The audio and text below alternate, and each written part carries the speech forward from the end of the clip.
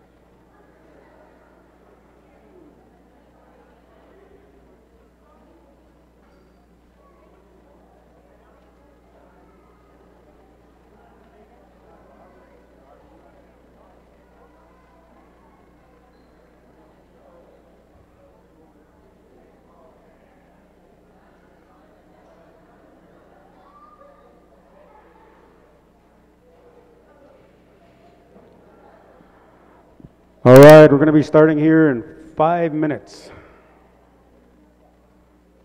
5 minutes.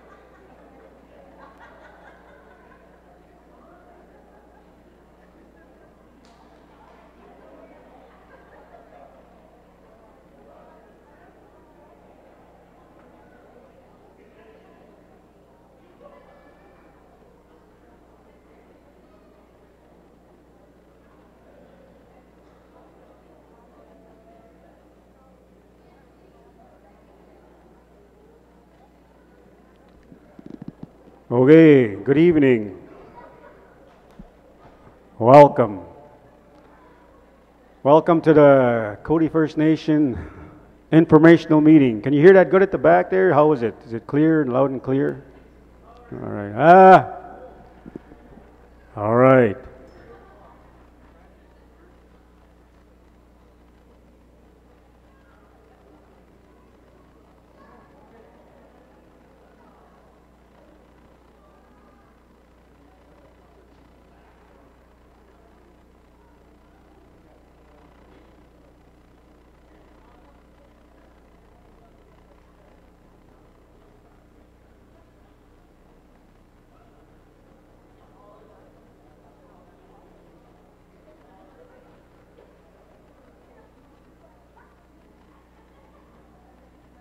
Okay, before we get going, I'm going to get Elder Francis Bird and Elder Sadie Cote to say a prayer. So let's just bow our heads and pray in your way. Move your hats. We'll get Francis Bird first and then Sadie after.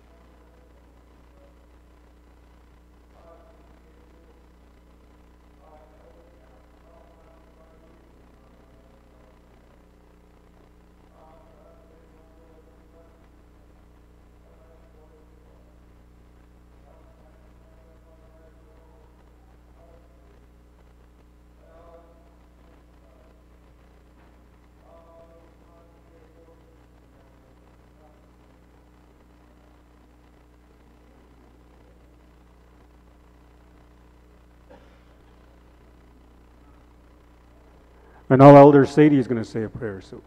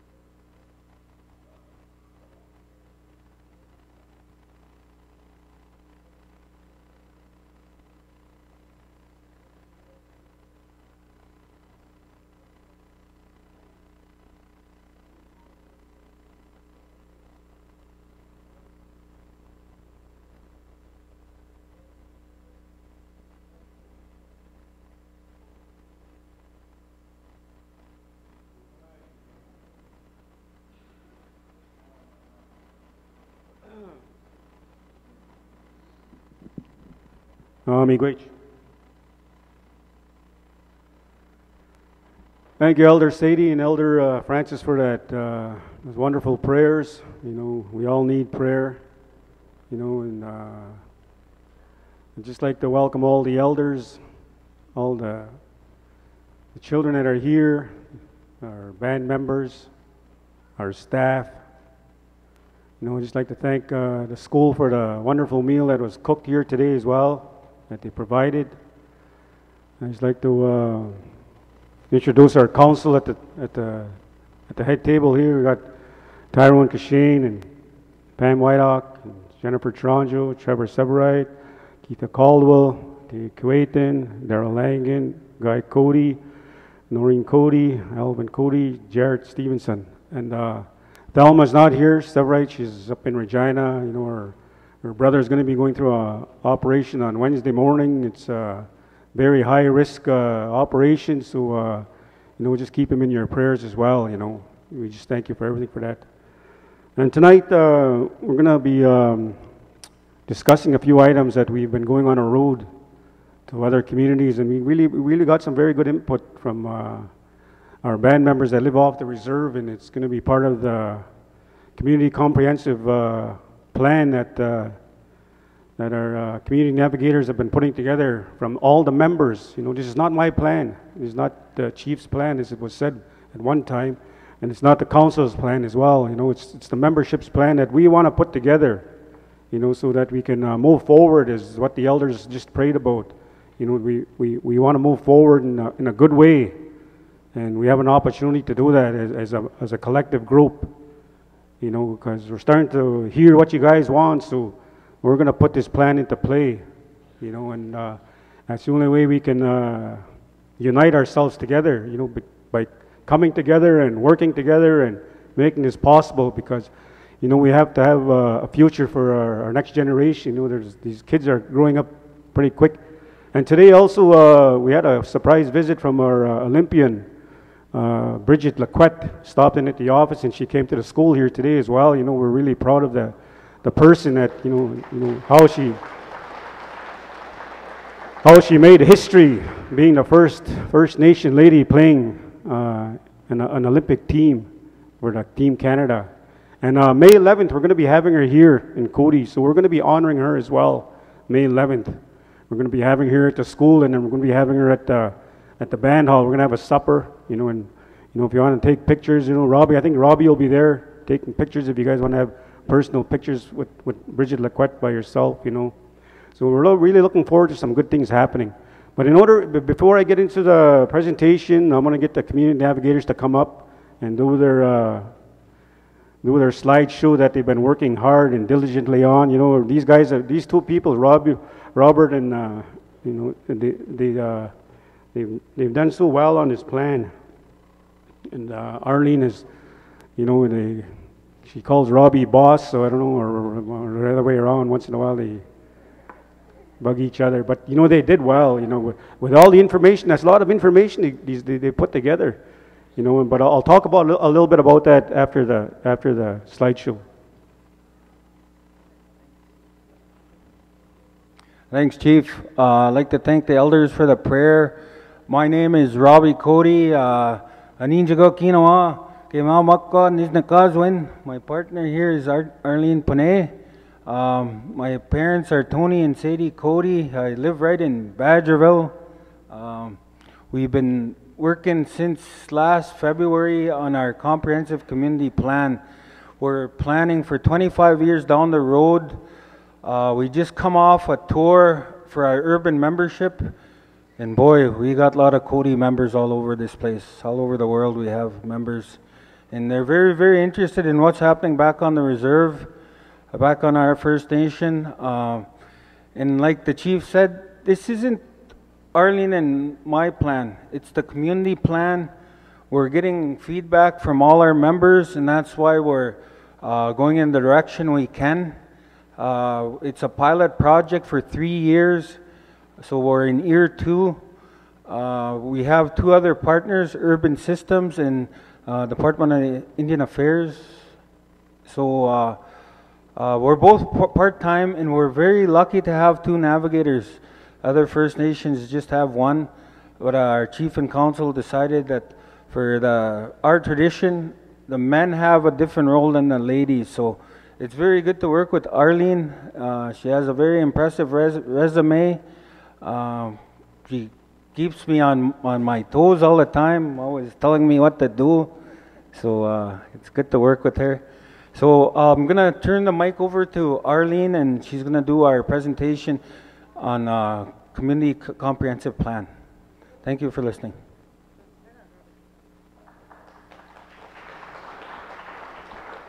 Awesome, Robbie. Thank you. Just to correct what the chief said, I don't call Robbie boss. I call him bossy. But my name is Arlene Panay. My parents are late B-girl Noreen Severite. My dad is Grant Severite. My grandparents, Kijik, late Kijik and Myrtle, his wife. And I also have my paternal grandparents are from Kizakus, Shekapau and his wife. And of course, I also come from the JD Cote clan. So just to give you a little background of who I am and where I'm from. We have been fortunate enough to share the community plan to the off-reserve members. So the focus with that, our presentation was based on the off-reserve results, the feedback. So what we're going to do this evening is, our focus this evening is actually going to be on the on-reserve feedback. So if you've attended or seen other presentations that we've done on the road, this one's going to be geared specifically to the on-reserve. It's about 50-some slides, so I know I've been only given about 15 minutes, so I'm going to summarize. And if there's something on the slide, or if you want a copy of the slide after, by all means, we'll share it with you. Okay? So Robbie touched a little bit on the introduction of the plan. It's for the next 25 years. Anything that comes about with the work that we're doing in the engagement session is shared with our leadership, with your leadership. And ultimately the goal is we want to create a plan that's going to support a healthy, sustainable Cote First Nation. Robbie had indicated we are working with a consultant, Urban Systems. So they're helping us with preparing the community plan. There's our contact information. This is our activity, I guess, since we've come on board last February 2017. You're going to see we had some on-reserve engagement sessions, we've had some off-reserve engagement sessions, and now we're at the point where we're actually being able to do some updates. So we're in the first year, I guess, going on the second year. This is kind of the first phase of engagement. So some of the material, some of the stuff that you're going to be seeing here this evening is a first phase. We're going to have to, there's further work that's going to be needed. We're going to be coming to you guys as members again, and we're going to be doing some further in-depth engagement sessions. Okay? So there was 5 broad themes that came about, and that was areas of priority: health and social, housing, education, culture, and economy. Health, this is basically, you guys probably remember the 50-page survey that you filled out earlier in the year. So we're actually going to be kind of summarizing some of the different areas. So health services programs, what do you currently access? So 57% of you have indicated that you don't currently access some of the health programs that are offered here. And of those who do, you access the nurse home visits, the health clinic, and the addiction services. What could be done to improve the health services? Increased funding, communication. Communication was key, right? That's one of the key things you're going to find in every single area. So awareness, broader service provisions, and accessibility. So there's clearly a desire from you guys, from the community members, to improve the health services and programs being offered here. We asked, what is your method of transportation? And I think this was actually after we found out STC had is no longer. So driving oneself, hiring someone, hitchhiking, walking, getting a ride, or you just don't go to your appointment if you don't have transportation. Emergency services, how effective are emergency services, such as fire, ambulance, and police in the community? Approximately 29% said the services are insufficient. 42% of you said that they're all right, you were neutral. And 28% had deemed the emergency services as efficient. So response time was one of the things that you've indicated is one of your concerns. Justice, do you feel safe in your home and in your community? What else would you like to see in order for you to feel safe in your community? So 75% of the community members have indicated that they feel safe. The other 30%, there was a few themes that emerged, right, as to why they didn't feel safe, and what they would like to see, which is security presence and policing, and I believe we have that here in the community, drug and alcohol ban, and curfews for our younger people.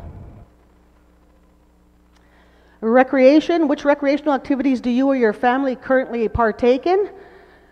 Which facilities or programs or services would you like to see offered in the community? And of course, we all know we're a big sports community here in Cote. I ran into one of my neighbors on my way here today, and she was from Kizakus. And she's like, oh, you know how competitive we are, Arlene? Whose truck is dirtier? I was like, I think mine. I wanted to win that. But yeah, sports and our community events. When asked what the community would like to see in terms of recreation facilities, the response was more activities, inclusion. Recreation can be improved. For example, increased funding, awareness of programs, accessibility, and broader service provisions. And a new recreation complex with an ice rink was noted as the most common new facility that the community requested.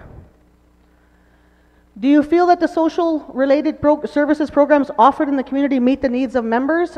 And I think in the survey, this was, for example, was YTC, or was Child and Family Services. So 61% believe that the programs did not meet the needs of community members, and there is a desire to improve the services being offered.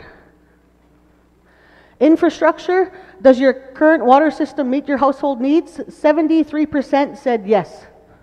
The other 27% said water is not drinkable, that the water is too hard, or maybe there's too high of chlorine. Current sewage treatment system, does that meet your household needs? 78% said yes. And the other comments were there was some backing up and some flooding of basements. Garbage collection services in the landfill. So 79% said it was satisfactory, that service.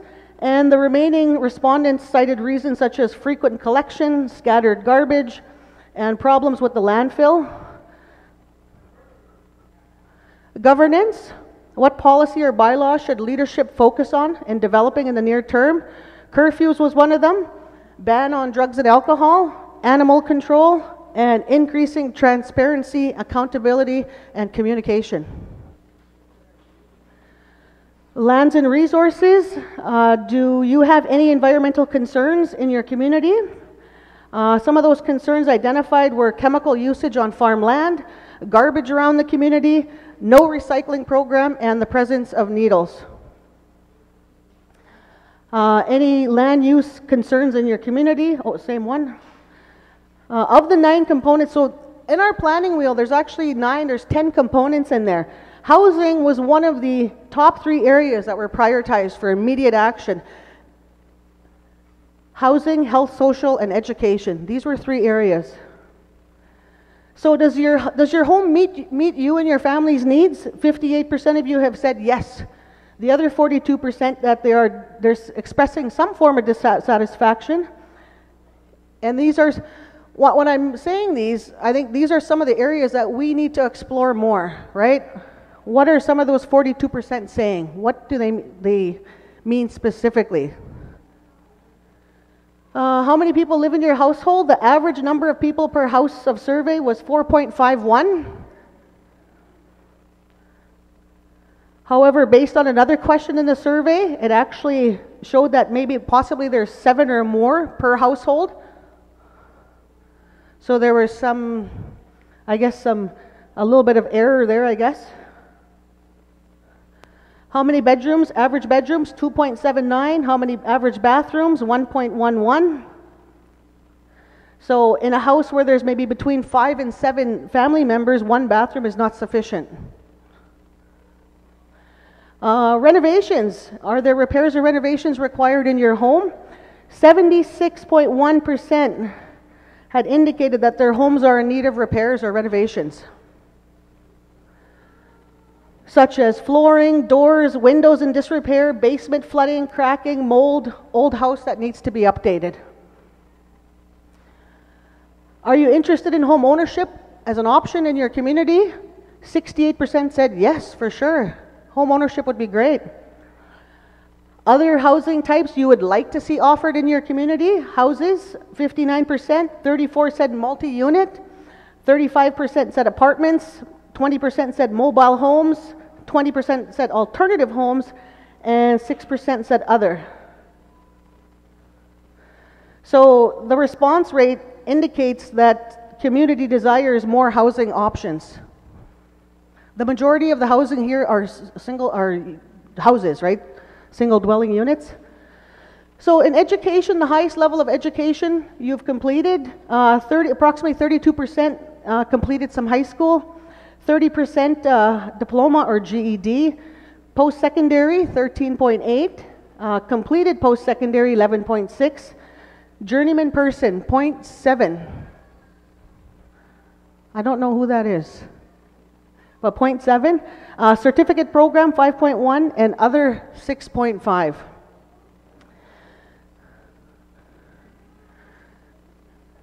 So again, education was listed by you guys as something of top priority. And some of the things that you wanted prioritized was providing younger people with opportunities to succeed, having adult education, supporting continuous learning, and giving community members more tools to succeed. Which educational programs or services do you access? Chief Gabriel Education Center, Cote School, Head Start, Kamsack Comprehensive, and Parkland College. How can these programs, education programs, be improved? Increased funding, more educational professionals, better transportation, better communication and awareness, and more programs being offered. So there, again, there's a clear desire to improve the programs and services in the area of education. Language and culture. Can you speak your language, your traditional language? 70% of us said no, we can't. 29 of us said that we have indicated an ability to speak a traditional language. Approximately 1/4 of the responses highlighted only a small knowledge and usage of the language. So again, you've indicated that you want traditional languages to be introduced back into the community. Culture was the 4th most popular response by you, the members.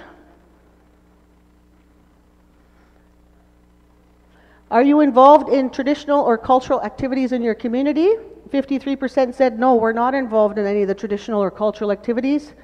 And for those that do partake, they partake in the ceremonies, the sweats, the feasts, the powwow, the sundance, the round dance, the pipe ceremonies, the smudges, community events such as beading, singing, hunting, council dance, and culture days. What would you like to see created in the area of language and culture? You've said you want to see more powwows, addiction counseling meetings, cultural camps, language classes, traditional teachings, and more sports programs. Recreation, what activities do you or your family partake in recreation? Sports, hockey, baseball, fastball, volleyball, all the community events. Response was generally more activities. Inclusion was brought up in some of the responses, so it seems that some of the community feels that recreation can be improved, via increased funding, awareness of programs, accessibility. A new recreation complex with an ice rink was noted again as the most common new facility that was requested.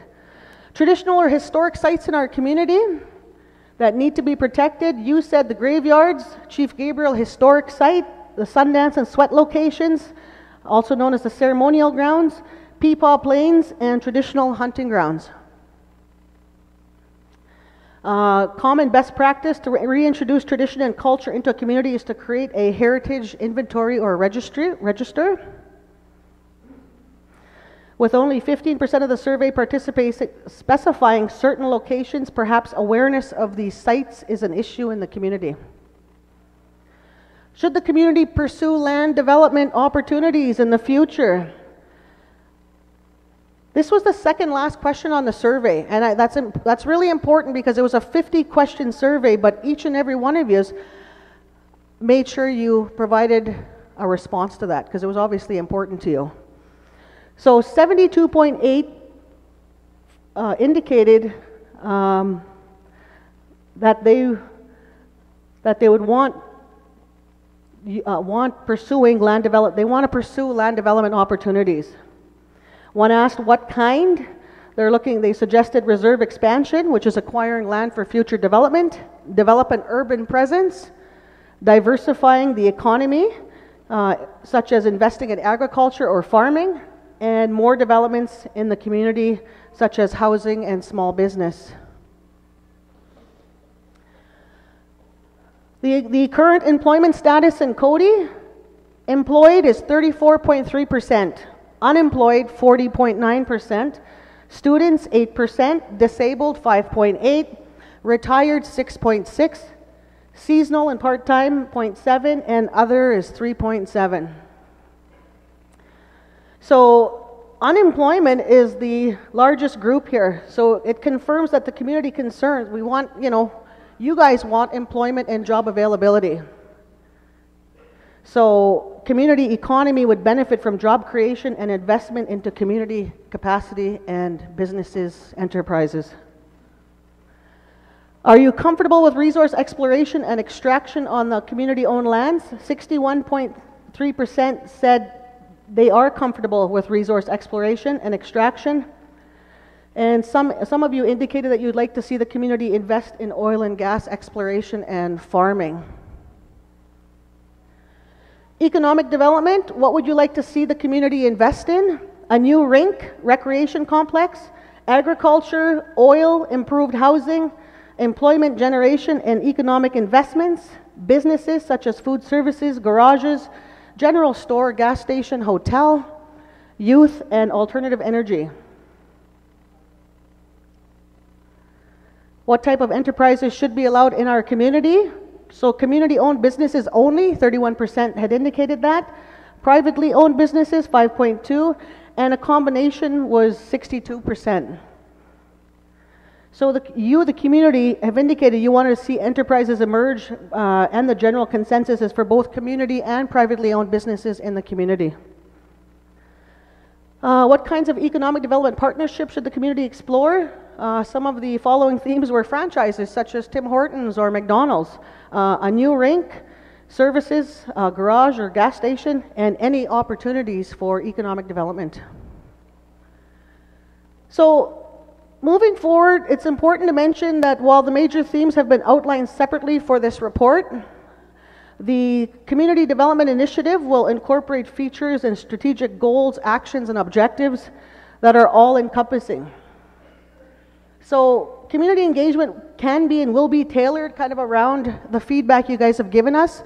As I've said earlier, I know there's more work that we need to do when it comes to engaging you, the members, so that we could produce more concrete results and get the community thinking about future development. So I'm going to stop it there. Just in closing, I know Robbie and I are going to be planning we've put together our work plan. Our work plan, and we'll be sharing that with you guys soon and with leadership, of course. So I'm going to stop there. If you have any questions or comments regarding the comprehensive community plan, feedback, by all means, we're here to help answer them.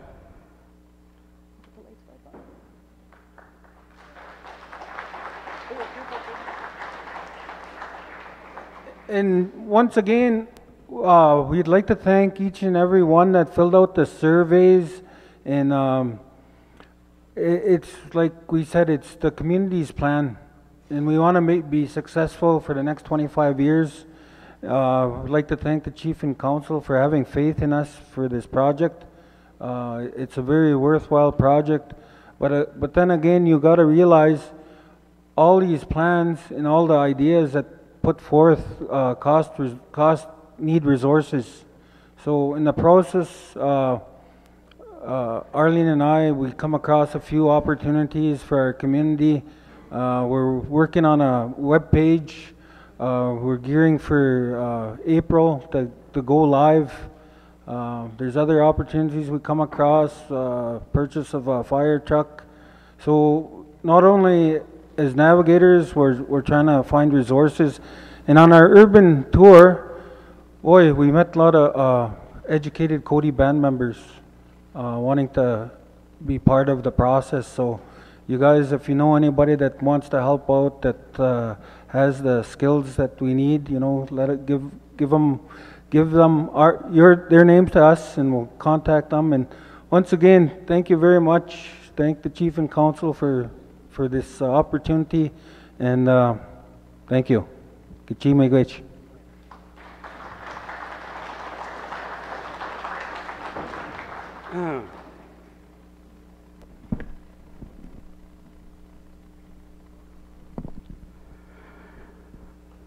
All right, we'll adjourn till July. No, I was kidding. Yeah, thank you, Arlene and Robert. That was an excellent report. See, this is the kind of information we need in order for us to really plan a successful, community comprehensive plan, which is, bought from you guys. Not only on reserve, but also off reserve. Everything that we do, we want to ensure that all the information that we get will be shared to every band member possibly. And that's where that communication part comes in. We're in the process of developing a website. It's going to be called the Cote First Nation website 2018. There is some website out there, but they're just links. But we want a website where it's going to be our own website. We're going to have all our information on there. Robbie's going to be working and Arlene with the things that we saw here, and also the history of Cote. We want to put the history of Cote on there. Also establish our treaties on there so people can read about the treaties, and also about our culture, about our language. We want to put a Soto app on there so people can learn Soto. So people can when the band members log on to the website, all the information will be there from the band.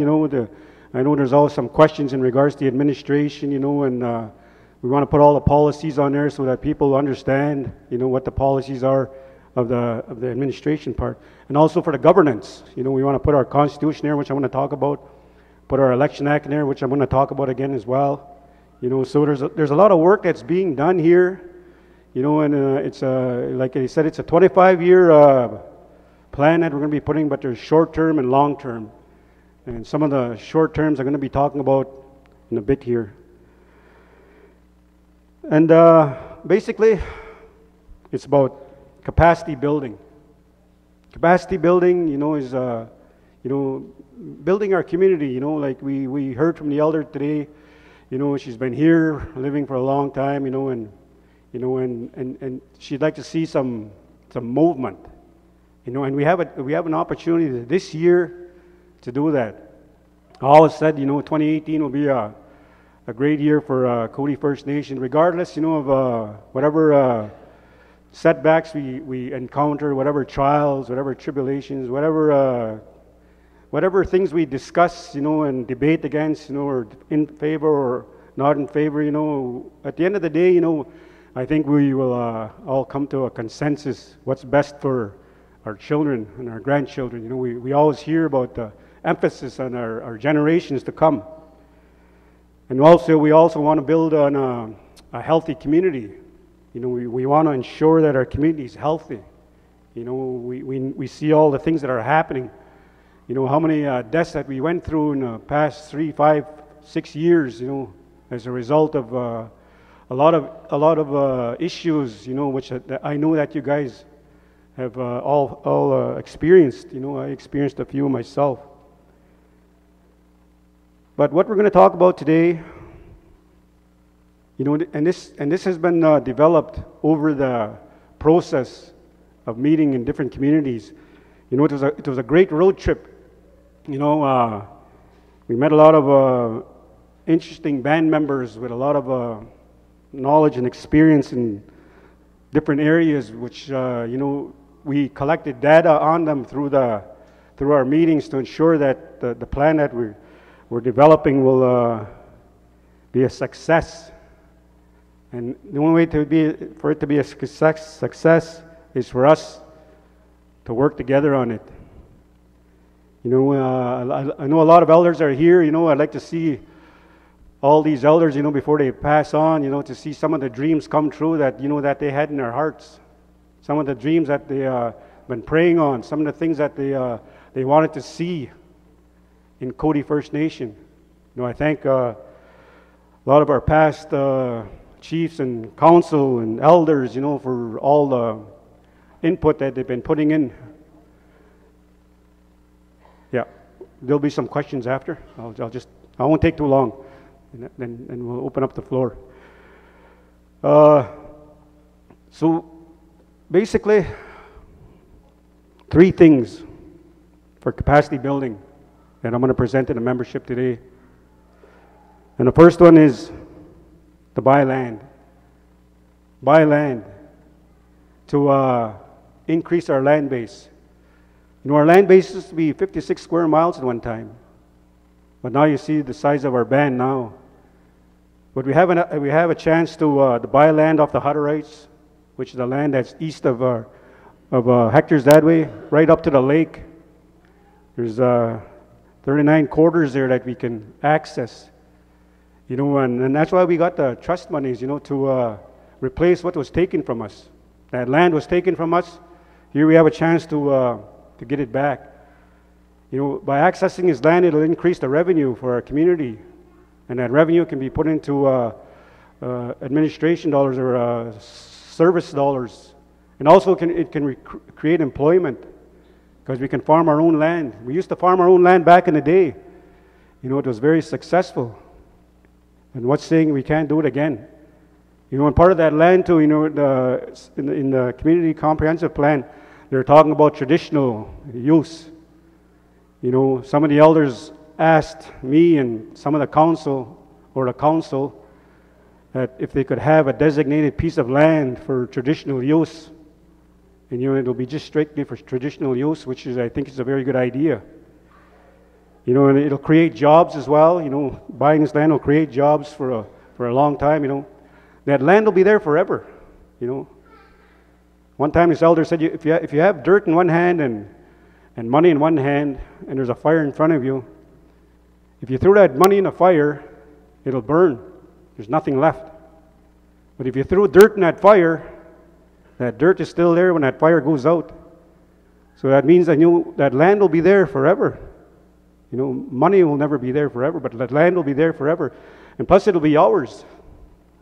We can call it our own land. And another one is a rink. You know, you could see the success story that Cote First Nation has in regards to hockey. You know, and Bridget Laquette has proven that, you know, that dreams do come true. It was a dream of the past chief, Tony Cote, when they started the summer and winter games, that one of our band members will go play in the Olympics, whether it's the Summer Olympics or whether it's the Winter Olympics. And that dream did come true after how many years? You know, just over the weekend to our Cote Pee Wee Selects, they won the C Division in their league. And the Cote Novice Selects, you know, they're the Balcarres champs. They went in the tourney and they won the tournament. You know, we have a lot of great young hockey players out there, both male and female. And now we got a role model that we can look up to. And everybody knows how the rink looks right now. You know, that rink is, you know, I think it's done its purpose. You know, it's done its purpose. You know, it's 44 years old. You know, I walked around that rink, you know, and there's the bolts on those beams are starting to rust away. and that plant is older than the hills, you know, you can't find parts for it. The lines are starting to leak. The floor is starting to subside into the ground because that's a high water table. High water table there, you know. And building that new rink, you know, will be such a, you know, an encouragement, not only to our children, but also to the adults and the grandparents and the parents, you know, to come out and, you know, support our children, you know. It's, you know, and I think it'll be such a, you know, it'll be such a great thing for us to show the other communities like Kamsack, Yorton, and Kenora, you know, the ones that are complaining about our rink, that we can get a new rink as well, you know, and we can invest. You know, this is all investment. I'm talking about investments here. And also the third thing I was talking about was housing. You know, housing is a major problem here. A major problem in the community. You know, I worked in housing for over 25 years. You know, and I can see that we do need repairs in the house, in all the homes. Our goal, I'm talking with the housing portfolio, is to repair all the houses. Some need major, some need minor. You know, and we also want to do the work ourselves. We want to hire the people of Cote to do all the work. You know, to give the contracts to the members that are on welfare. You know, so that we can give them a job, you know, so that they can feel good about themselves, so that they can have an affordable life that they've been always trying to seek. You know, we're always talking about there's no jobs in Cote, you know, but here we have an opportunity to create jobs with the land and now with housing. You know, and we want to do home ownership, like it was said on the survey, both on and off reserve. We want to establish a housing authority that's going to be based only on members. There'll be no political involvement in that housing authority. It'll be just a membership elected at large, both on and off reserve. And when we were talking about building a new rink, we can decommission the old rink because, you know, we can stabilize it to maybe make it a manufacturing place where we can build roof trusses, floor trusses, build doors, build windows. And then we can market these windows, doors, trusses all to other First Nations, even to non-First Nations, because I think we'll be very competitive in the market because of the tax issue that we have on our community, which is none. You know, so there's some economic spin-offs into these three investments that we can really do and really help our community out. You know, I know we always talk about health. You know, mold issue is the biggest thing in our houses. You know, we got people trained in removing the mold. You know, why can't we put them to work now? You know, and start building houses. You know, RTMs. I was never in favor of RTMs. You know, I'd rather see us build like we did back in the day. Build ground up from the basement. Build it in stages, and our own people can do that. We have 4 houses right now that are insurance claims, and I was talking with the insurance company, and I think we're going to use this as a pilot or as a model. That instead of bringing an RTM to replace the house that burned down, we're going to get the people of Cote to build that house. To build that house from the ground up, you know, just to create employment and to ensure that we can do it. We want to show ourselves that we can build these houses ourselves. We don't need anybody else coming to build houses for us. We can build them the way we want them to be built. You know, and that housing authority too, you know, like off reserve we were talking about, you know, some of them already own houses, you know, maybe they need some money to do some renovations. You know, we can offer a one-time loan or a subsidy to help them out with some maintenance that they need on their homes. You know, this is the criteria that we want to establish. This is something that we want to build on. You know, so we've been listening to our membership. You know, we've been listening to our people. You know, and the talks that I had with the elders, and you know, and from the experience that I had in regards to community planning in different areas, and also with the council with their diverse background in different areas. You know, we kind of discussed all this, you know, to bring it to you guys now. You know, this is the last stop, you know, and how do we do that? You know, we have a trust. We have a big trust. You know, trust me. You know, we have a big trust. We have over 135.7 million in the bank. Here's our banker. He's got his checkbook with him. And you got all the information there. You got our trust agreements. You got our Cote Revenue Bylaw account amendments. And you got our Constitution Election Act. Review it. You know, I'm not asking you to make a decision today. You know, there'll be ample time for questions, either to me or to the council. You know, you're more than welcome to come and sit in our chief and council meetings as well if you have any questions in regards to what we're trying to do. We've been trying to get more elders involved, you know, because it's very important that we get direction from them. And that brings me to our Constitution. Our Constitution that we want to build for Cote First Nation. We don't have a Constitution at the moment.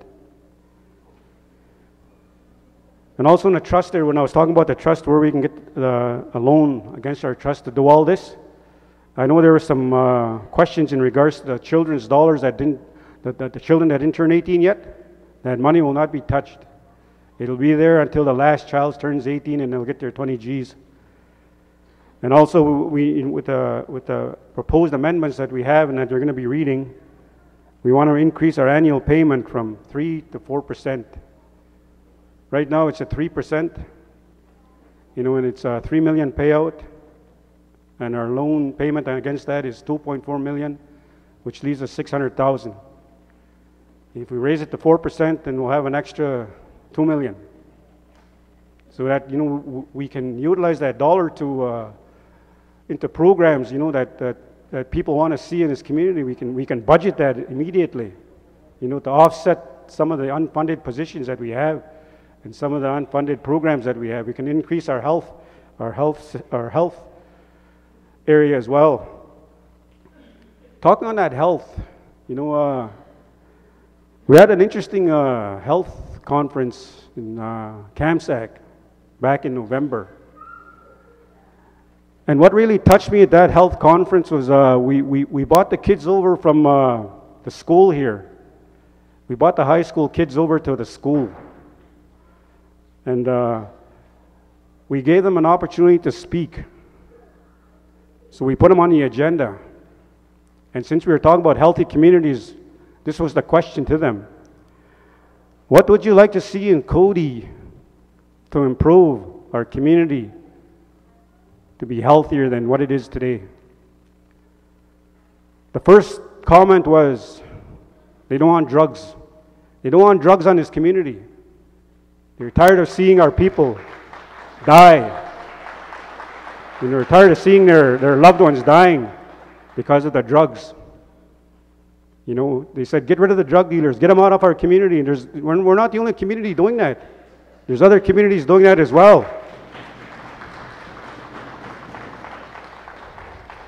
Another one is gangs. They don't want gangs here. There's enough violence here, they said. Why do we need gangs to try to come into our community to you know, cause violence and, you know, to break up families, to, you know, break up unity in our community? We don't need that. You know, to be healthy, you know, we got to be healthy ourselves. You know, that's why it's very important, you know, that we listen to our youth as well, not only to the elders, but to the youth. You know, they have a lot. They're our future. You know, they don't want alcohol here either. They don't want alcohol in the community as well. You know, and Bridget Lequette really talked about that. She said, if you want to be successful in life, if you want your dreams to be true, stay away from alcohol, stay away from drugs, stay away from violence. If you want to be healthy, live a healthy lifestyle, keep yourself in shape, spiritually as well. She said, it's very important that you have a great spiritual life. And you know, you heard the prayers from the elders here today. You know, and that's what we got to do. We got to pray for one another. You know, there's so much hatred, so much jealousy, so much bitterness. You know, I think we got to put that to rest now. You know, how old are we now? Look at, you know, we're all adults here. You know, do we want our children to see us continually fighting? No.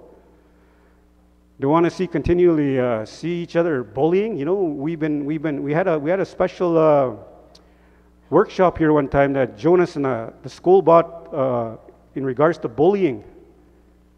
You know, they bought a speaker in to talk about bullying. You know, the kids really adapted to that. You know, they were shaking hands with one another and hugging one another.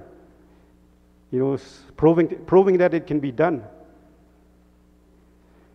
You know, we may have a lot of issues in our lives, but that's the reason why we have to be healthy. You know, we can work on ourselves. We can support one another, help one another. You know, and I really thank the children that are speaking out. You know, one time I want to share this. It's kind of a testimony. I was at Magic Lake one time, and I think they had a camp for kids. There was about 20 kids there, and they were all 10 years old. And so I went to the camp there, and the camp director asked me if I could speak to the kids about the Lord. So I did. But the first thing I asked the kids was kind of a similar question to what the high school talked about. I asked these young kids, what are you guys scared of? What are you guys scared of? You know, like, you know, what do you guys fear? I thought they were going to talk about the bogeyman and, you know, the ghosts and all that, you know.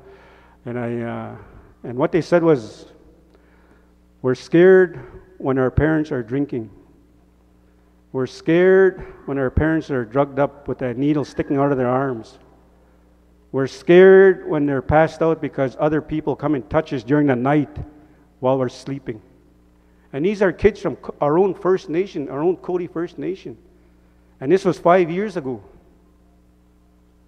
You know, and that's why it gave me a heart to try to come and help Cote. You know, there's a purpose that I came here to help. We all have a purpose. You know, and that's why I said, you know, in order for us to be healthy, we have to start investing into our community.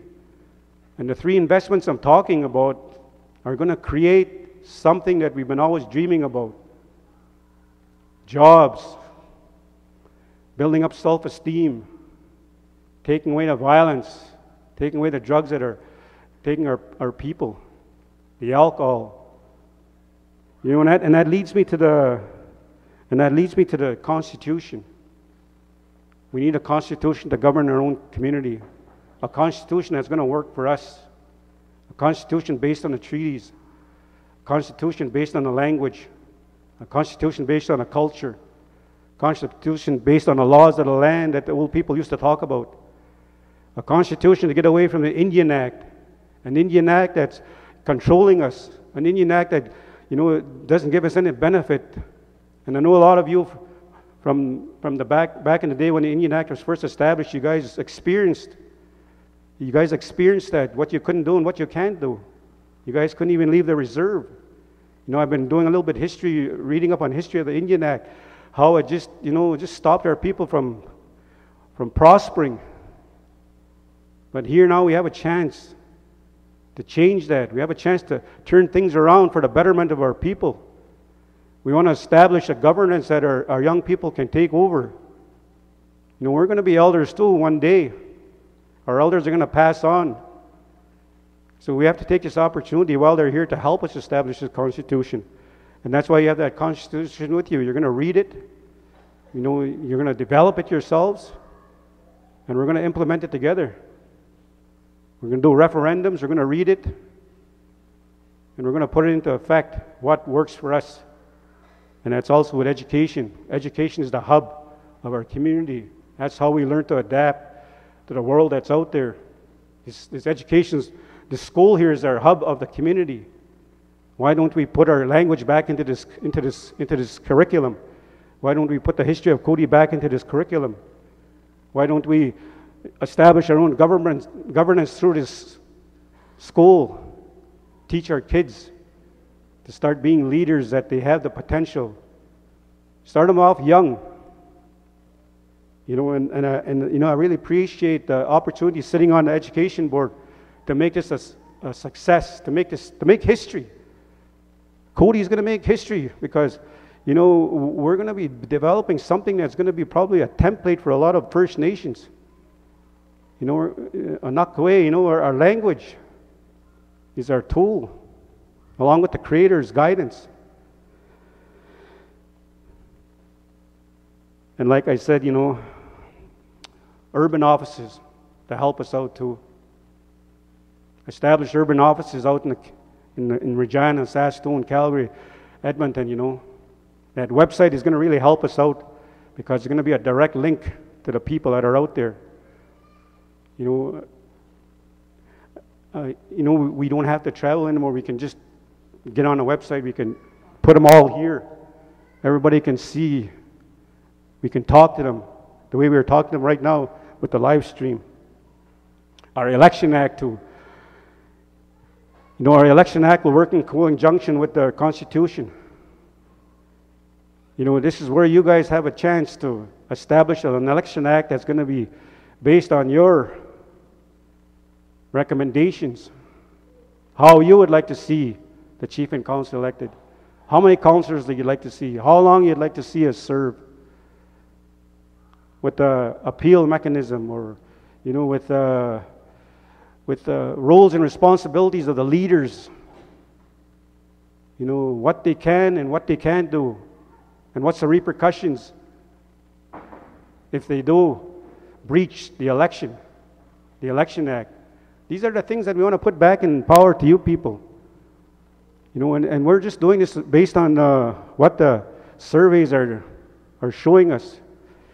You know, I really appreciate all the work that's being done. You know, we've done so much in the past year and a half. You know, there's so much improvement in our finances. You know, I was going to ask Noreen to touch on that later. You know, we increased our land revenue this year, you know. So there's these little bits and things, you know, when we even have a youth center. You know, I was talking to our youth director today. You know, that youth center is too small right now. So I talked to Health Canada, and they're going to work on a proposal for me for maybe we'll get some capital dollars to get a bigger building. But the youth are interested in coming out because we put something in there in place for them. You know, and they're bringing in speakers, you know, to speak to the kids, you know, and giving them workshops on different areas. You know, education is, you know, we have so many educated members out there. You know, we met them on the road, and there's some success stories that, you know, that we want them to share on the website. You know, some of them did it without band funding, you know, and which, you know, it makes them even more special. But we know that there's a need in areas where some people are short of funds, so that's why we want to try to increase our revenue through the land-based capital, you know, to grow from there. You know, there's a lot of economic development areas that we can develop. You know, buying land near the bigger communities like Regina, Saskatoon. You know, we can get into business, not only around here. And we were talking about expanding the Cote market with a tire and oil change department, and maybe even selling pizza and wings. You know, so these are some of the things that, you know, that are being worked on in our community. You know, there's so much potential. You know, we still have 4 other land claims going. We got the 1903 CNR claim. We got the campsite town site surrender. We got the misadministration surrender, the road allowance surrender. You know, there's 4 claims still on the go here. You know, and we have 2 other claims that we're going to start working on, and one of them is the cows and plows, which is the agriculture and livestock treaty rights that should have been given to us when we first signed the treaties, and also the veterans' lands claims. The veterans, they weren't given any land when they came back. They were given band land. So there's a lot of things that are coming to light here. Some of the things that we've lost are starting to come back to us. But it's how we utilize it that's going to make it a success. And by the three things that I talked about, the land, the rink, and housing, that's a good start. And that's going to touch every area I was talking about, like health, recreation, economic development, employment. We want people to get off welfare. I'd rather see our people working and walking the highways. I'd rather see them raising their children, giving their children a future so that they can afford the things that they want. I really appreciate a good turnout here today. You guys have a voice. I'm glad you guys are speaking out. I'm glad that we have the ears to hear and the eyes to see what is needed. So this is some of the things that we've been talking about. Whether you approve it or not, at the end of the day, you guys have spoken. We're going to have an opportunity to be voting on this in April, a month from now. We'll probably be answering a lot of questions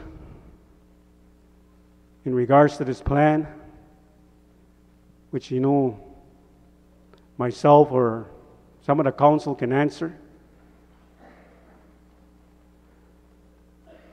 But remember, this is your future. This is your investment. This is not mine. Social media, plays a big part about that, saying this was my plan.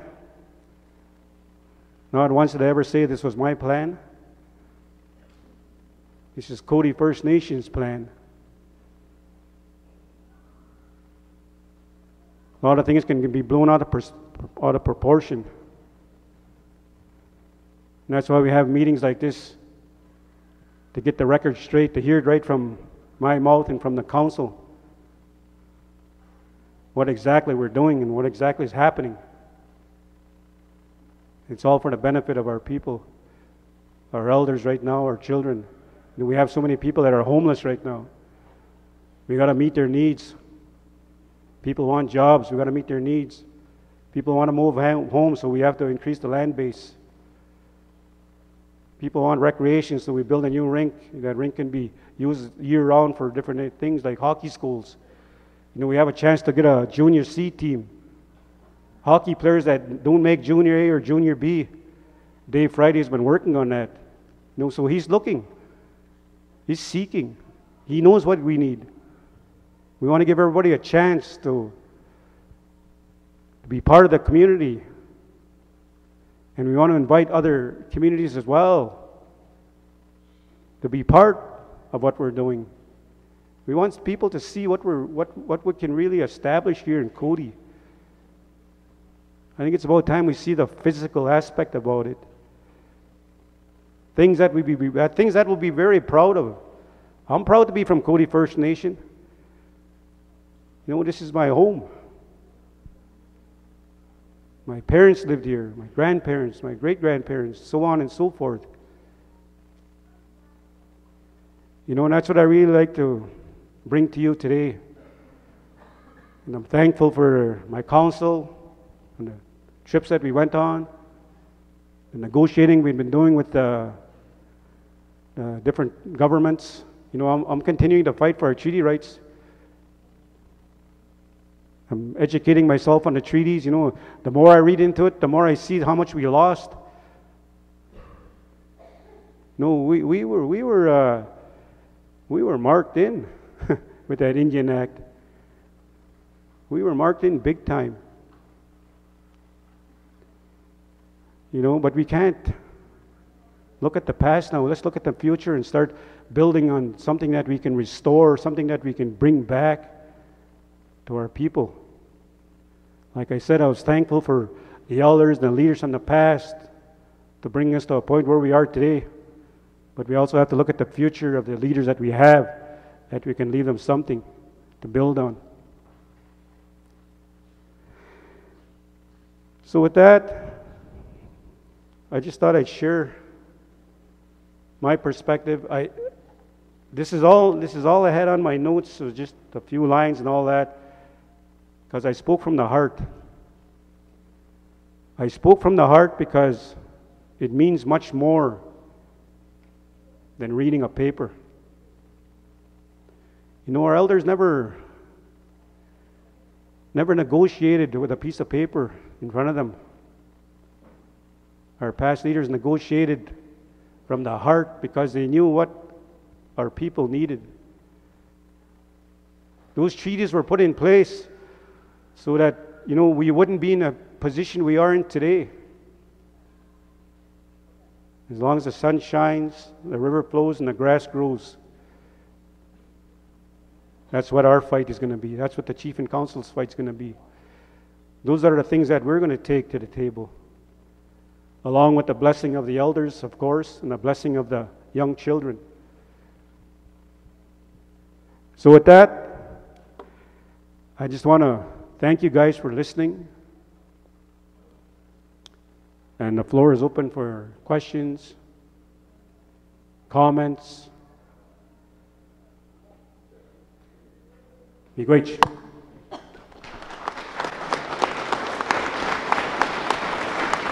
Okay. There, Shirley, I'll be a mic runner.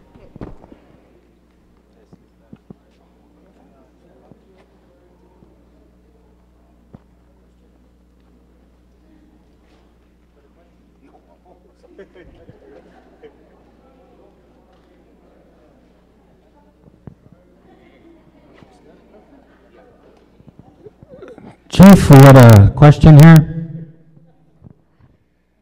Question that I wanted to ask for the councillors and the chief. The money that we get for the programs that are happening on the reserve. What I've been hearing is that, like, they take money out of one program and put in another one to go whatever. How come you guys can't just leave the money where the money was left for the program?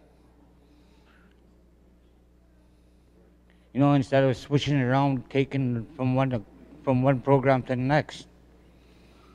And I think that'll solve a lot of problems if the guy just leave the money where the program is.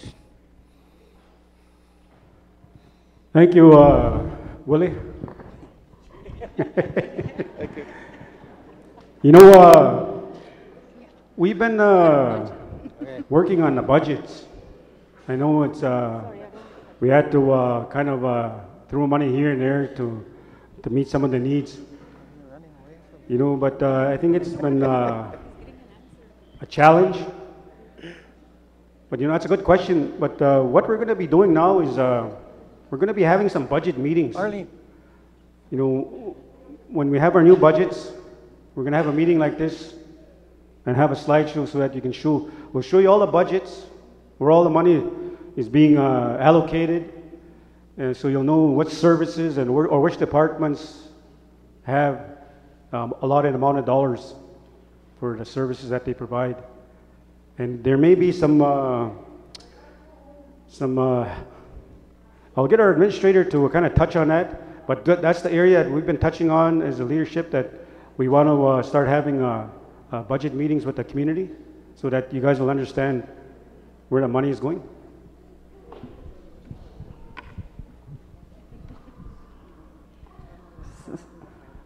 So just to answer your question, we spend the program funding in the program areas where we're supposed to.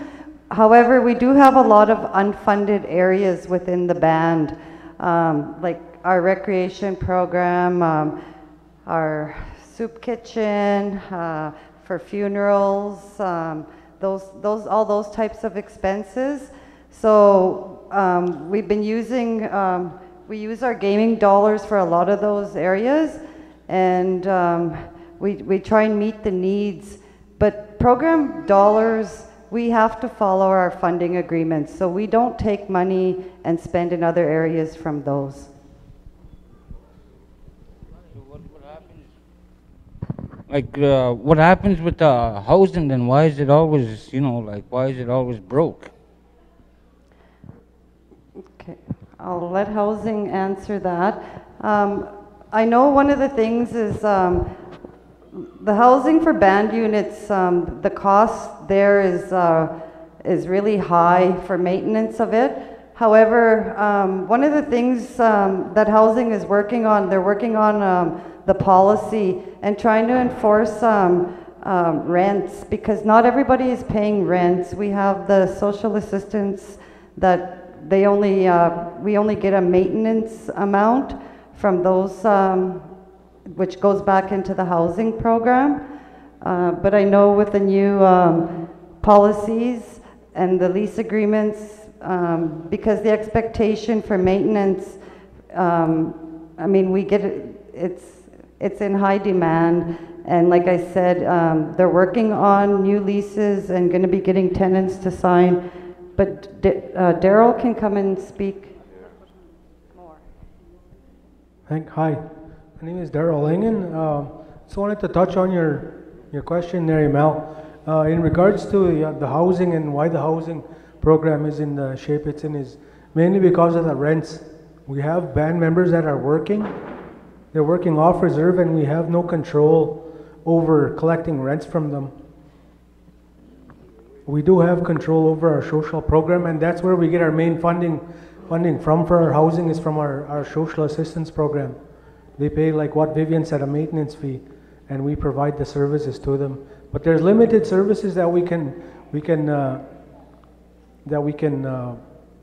them, because as new leadership, we kind of walked into a really difficult situation when it comes to dollars.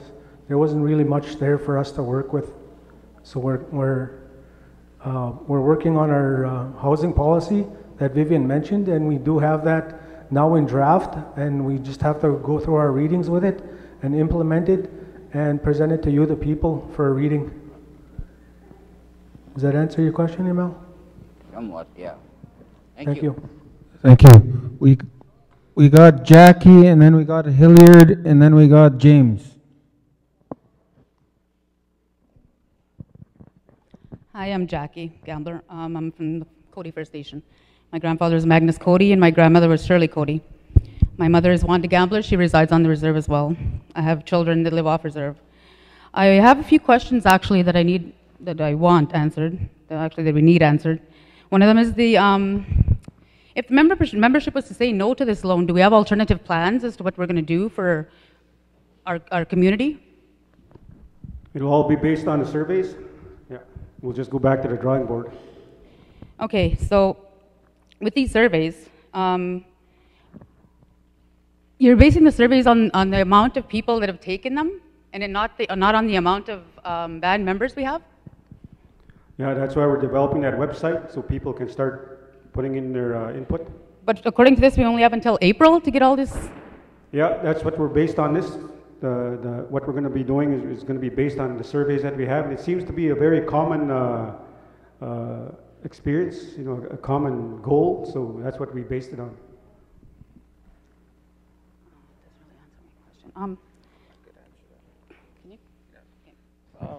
Regarding the surveys, a lot of our engagements, we got to revisit them, like urban, on reserve, and that's why we have our contacts there. If anybody wants to do a survey or want to talk to us, just get in touch with us and we'll come and see you.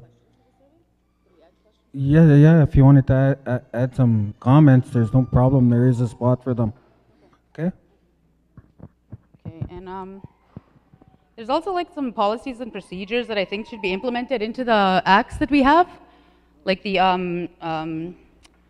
trust and the election acts. I believe that there should be some more bylaws and stuff that should be established there. Like, I also have questions about like the trust agreement, the audit, the budgets, salaries, travel, the 25-year plan, and all these questions that I have. How am I able to get them answered all at once and in detail? Like, because these meetings don't give us enough time to have them answered.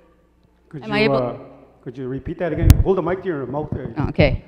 Well, I would like the questions about the trust agreement answered. I have questions about audit, the budgets, salaries, the travel, the 25-year plan, and I want to I have more questions than that. But I would also like them answered in a manner where they're explained properly, and not only about the membership, the policies, the surveys. I would like to know if I could get the questions that I have here answered, because we have I have so short little time here. Like, we only have like 20 minutes for the answering sessions, and how would I go about getting my answers? If they're not all answered here, we could answer them, at another meeting, a chief council meeting, but these are some of the things that we How do we find out about the chief and council meeting? We can post it on social media, yeah. Okay. Yeah.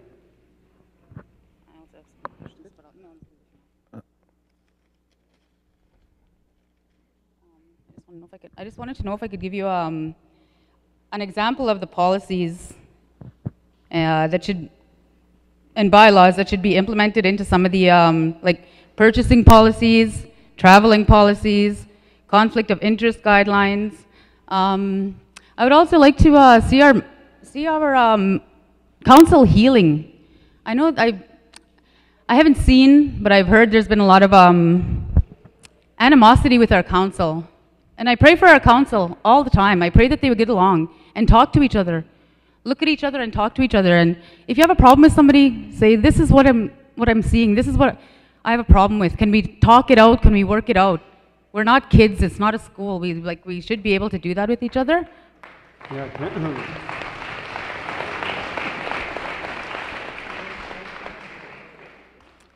Yeah, I'll just leave it at that. I just wanted to say that, and I wanted to say God bless my community, my council, and everybody else. Thank you. Thank you very much.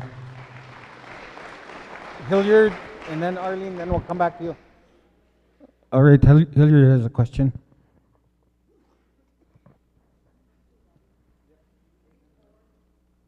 Good evening, ladies and gentlemen, fellow band members. I got some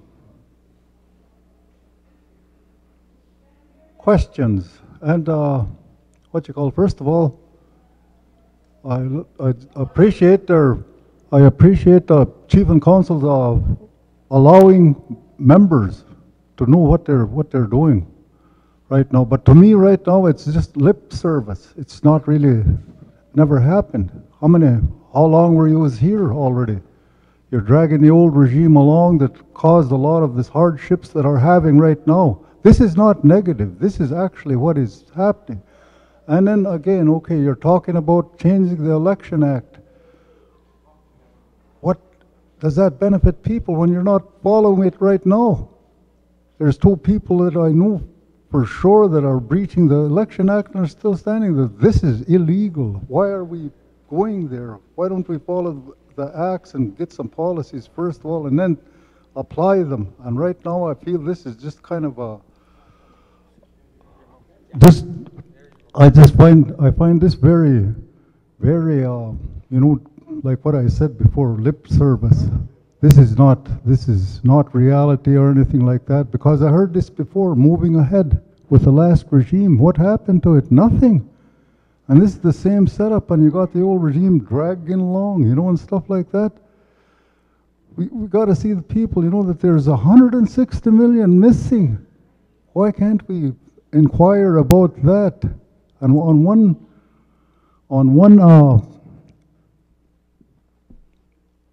auditor couldn't even find $5 million. That should be disturbing to a lot of people. And there's elders here sitting that were right from day one involved since Pelihaylands till now. They were involved, And then we talk about our children. You know, all this here, this loan that's coming up, we're in debt, we're in trouble. How many years is it going to take to get this trouble out? There's millions missing. And we're not allowed to say anything or else they'll be mad at us. You know, I gotta ask these questions because I watched this reserve from number one to becoming to where it is today because of lack of information. I commend the chief and council now that are trying to rectify the system, but you're missing the point. There's 160 million. If you can't rectify old business, you sure ain't gonna do the new business because you're not listening to the people now. What makes me think that you're going to listen to them in the future? You can change everything, but you're not going to change your ways here. It's got to be done. First, in the chief and council, they got to look at the election act. Well, am I following it? People know who they are. And like I've been so sitting back for so long, I never had the opportunity to say anything here because, I've been on a blacklist for how many years? 36 years. And, I wasn't getting benefits or anything like that, and stuff like that. But today, I feel comfortable. There is positive things that are going to be taking place, but that goes to certain councillors which are taking initiative to start this up and, take the bull by the horns and start to do something about it. But you know what? There's something like you're not following the protocol of our First Nations laws and orders and stuff like that. We lost it since 1979. Tony Cote had it to number one. He was the first chief to have a dinner with the Queen. What happened since? I'm not afraid to say that the rest were on the take until now. Now there's some councillors who are challenging this, and I commend them for that. And the rest of the people should start asking questions. And elders should be standing up, in support of this. This is common sense. Like if 5 million is missing, shouldn't that be really disturbing? That should be like, you could make all the plans, you could make all the surveys that you want. I've been through that before. And then what does it come from? It's an expense. And these unfunded positions where there's no production, that's been going on for how many, 40 years? There's nothing happening. You go to the band office day after day after day after, the same people sitting in the same spot, no production, nothing happening. And if there's any kind of policies that should be followed in the workplace, healthy people, you're talking about health, drugs, stuff like that, some of them are not following them rules and regulations.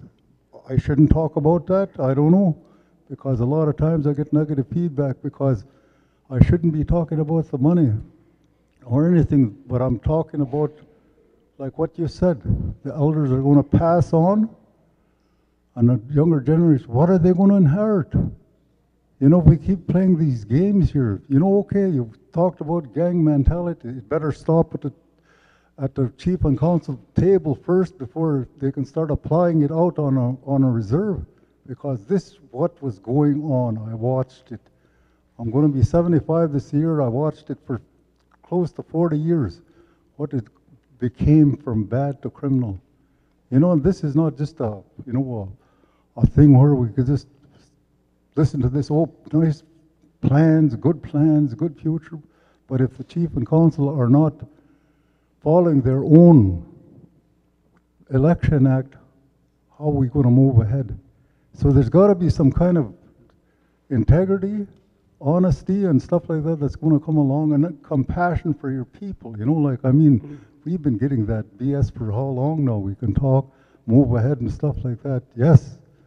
And it's unfair to see, people with no homes, overcrowded conditions and stuff like that. And I'm talking about reality here. The people are walking on drugs and gangs and things like that, you know. And you know, let's have some rules and regulations for the chief and council for that they start to listen to the people. You know, this is ridiculous what was going on for the past. Everybody knows that. Why aren't people standing up and talking about this? We're in emergency state right now. How could we talk about going further in debt? Does that make sense? We're in trouble now and then we're talking about getting some more money. The reality is we've been snowed. It's a snow job that took place.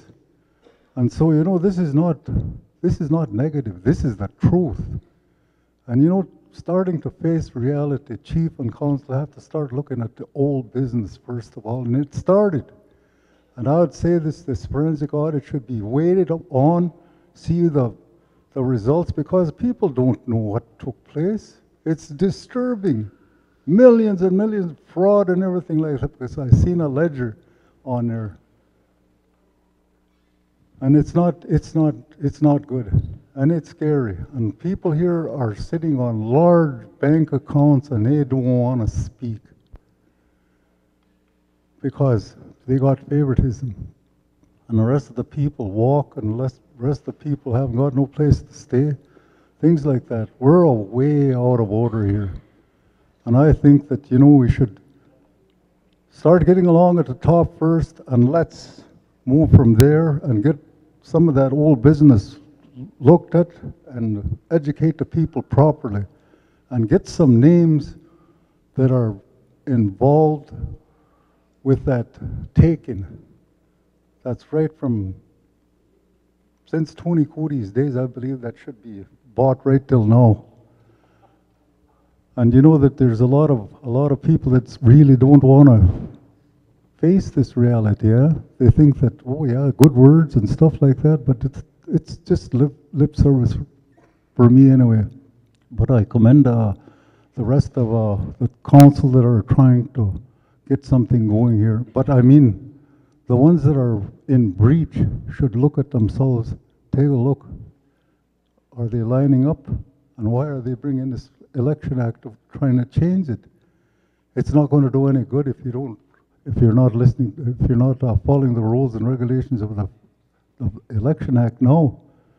So with that, I just let some other people express their concerns about this, you know, because I don't think anybody knows what's going on, because everybody is silent because they're waiting for more payouts or something like that. But that shouldn't be happening.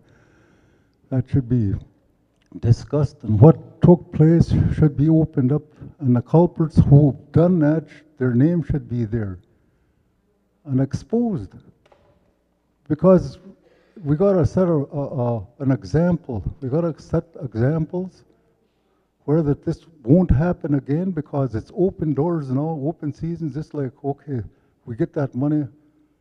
How do we trust people when there's no rules and regulations? We've been had here, 160 million. No, I don't think that's proper.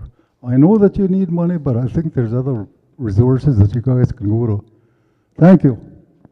Okay. Thank you, Hilliard. I got James, and then Robert, and then back over to Robbie. Good evening, ladies and gentlemen. You're complaining about the chief and his councillors not getting along. If anybody knows, every government has two parties in it. And I'm hoping ours stay at a professional level, that it doesn't become personal. And I'm hoping our chief acts like that mediator that can keep it at that level. Anyway, I decided to come when they were talking about maybe reinvesting in what we had at one time, a band farm. I was around when that one was started. Floyd Irvin was one of the consultants on it, and a few other farmers. That our land in the now is generating $4,000 in our share of rent. And if I'm not wrong, that's 25% of what that farmer generates in income. That comes up to 20,000 a quarter. And if you're looking at 39 quarters, there's no need of just buying the land in itself. You might as well go into and get the equipment. That rink that you talk about, I was here when this one was built. I didn't have a job, so somebody told me to brown nose, help at bingos and help around and be noticeable, you'll get a job. It happened. But it's been here for a long time. We also had a curling rink across the road from that rink, if you don't know. The ice surface wasn't as long as it was supposed to have been. But back then, money was hard to come by. So I'm here saying that we need to move ahead. Sure, we gotta look at what happened at the back and we need to discuss it. I'd suggest to the chief that maybe you put 3 committees together for that farm, that rink, and the housing thing. And do a strategic plan. I mean, we got a 25-year plan here. And I need to tell these guys, we did a pre-health transfer study here one year. It's got about 30 pages to it, if you can find it. But it'll help you in developing this plan. It'd be nice to come to a meeting someday and we see some kids running around here and put those kids into our minds. That's what the future's about. Thank you very much. Thank you, James. Robert? Good evening, everybody. My name is Robert Severite. My grandfather was Roy Severite, and my grandmother was Doris Severite Nee Cusans from Kizagoose. My mother is Elrose Severite, and my father is Robert Flores, otherwise known as California Bob. I went to that first meeting in Yorkton. I sat there with my wife, and I sat back and I watched and I observed. I said a few words too. Not one to shy away from the mic or asking questions. I believe that's my right as a Cote band member, is to ask questions and also try to receive some answers, because at the end of the day, that's all the people want is answers, right? We want answers. One thing that I observed in Yorkton was our council and our chief. You guys weren't on the same page. And for a band member to see our leaders sitting up there not wanting to cooperate, you know, you could see it plain as day. And I don't know how it went with your guys' trips to the cities, but I'm pretty sure all of the band members in the cities seen it too. And you guys are our elected officials. We voted you in. We put our faith in you to run our reserve, our government here, you know, in a respectful and professional manner. And lately, it hasn't been that way.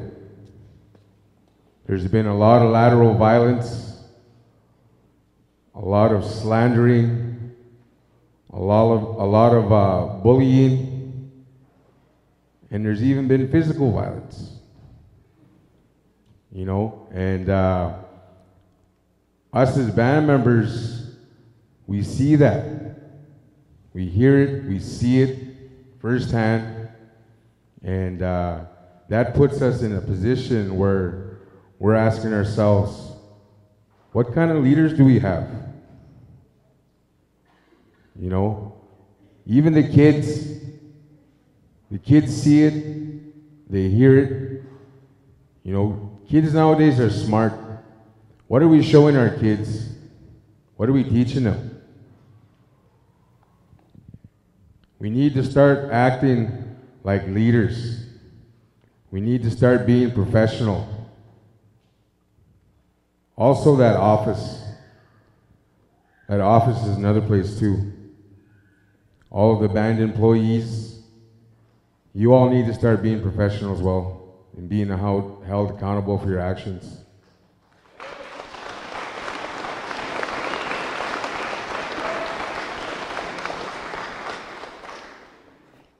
I hear all this talk about this loan, 25 years, and on the top of the priority is a rink. I'm all for that, you know, I'm all for the youth. I've been in the community for 9 years. I've done a lot of work in the community, working with the youth, you know, teaching culture, teaching song, teaching dance, teaching respect. You know, there's a lot of teachings that come with that too as well, right? Respect for your body, to abstain from alcohol and drugs, whether you're dancing or you're singing. And I'm also building those kids' self-esteem, making them feel good, you know. And the kids that I really tried to work with were the ones in the village. They came from single-parent families, you know, broken homes. And those are the kids that I reached out to. And those are the kids that, you know, all of our youth in the community, sure, you know, sports is a good thing. But at the end of the day, housing should be number one on top of that list. You know, I'm all for the rink, but I think, honestly, housing is number one in our community. Sure, they can go skate in a brand new rink, but when they go home, what kind of house are they going to go to? Right?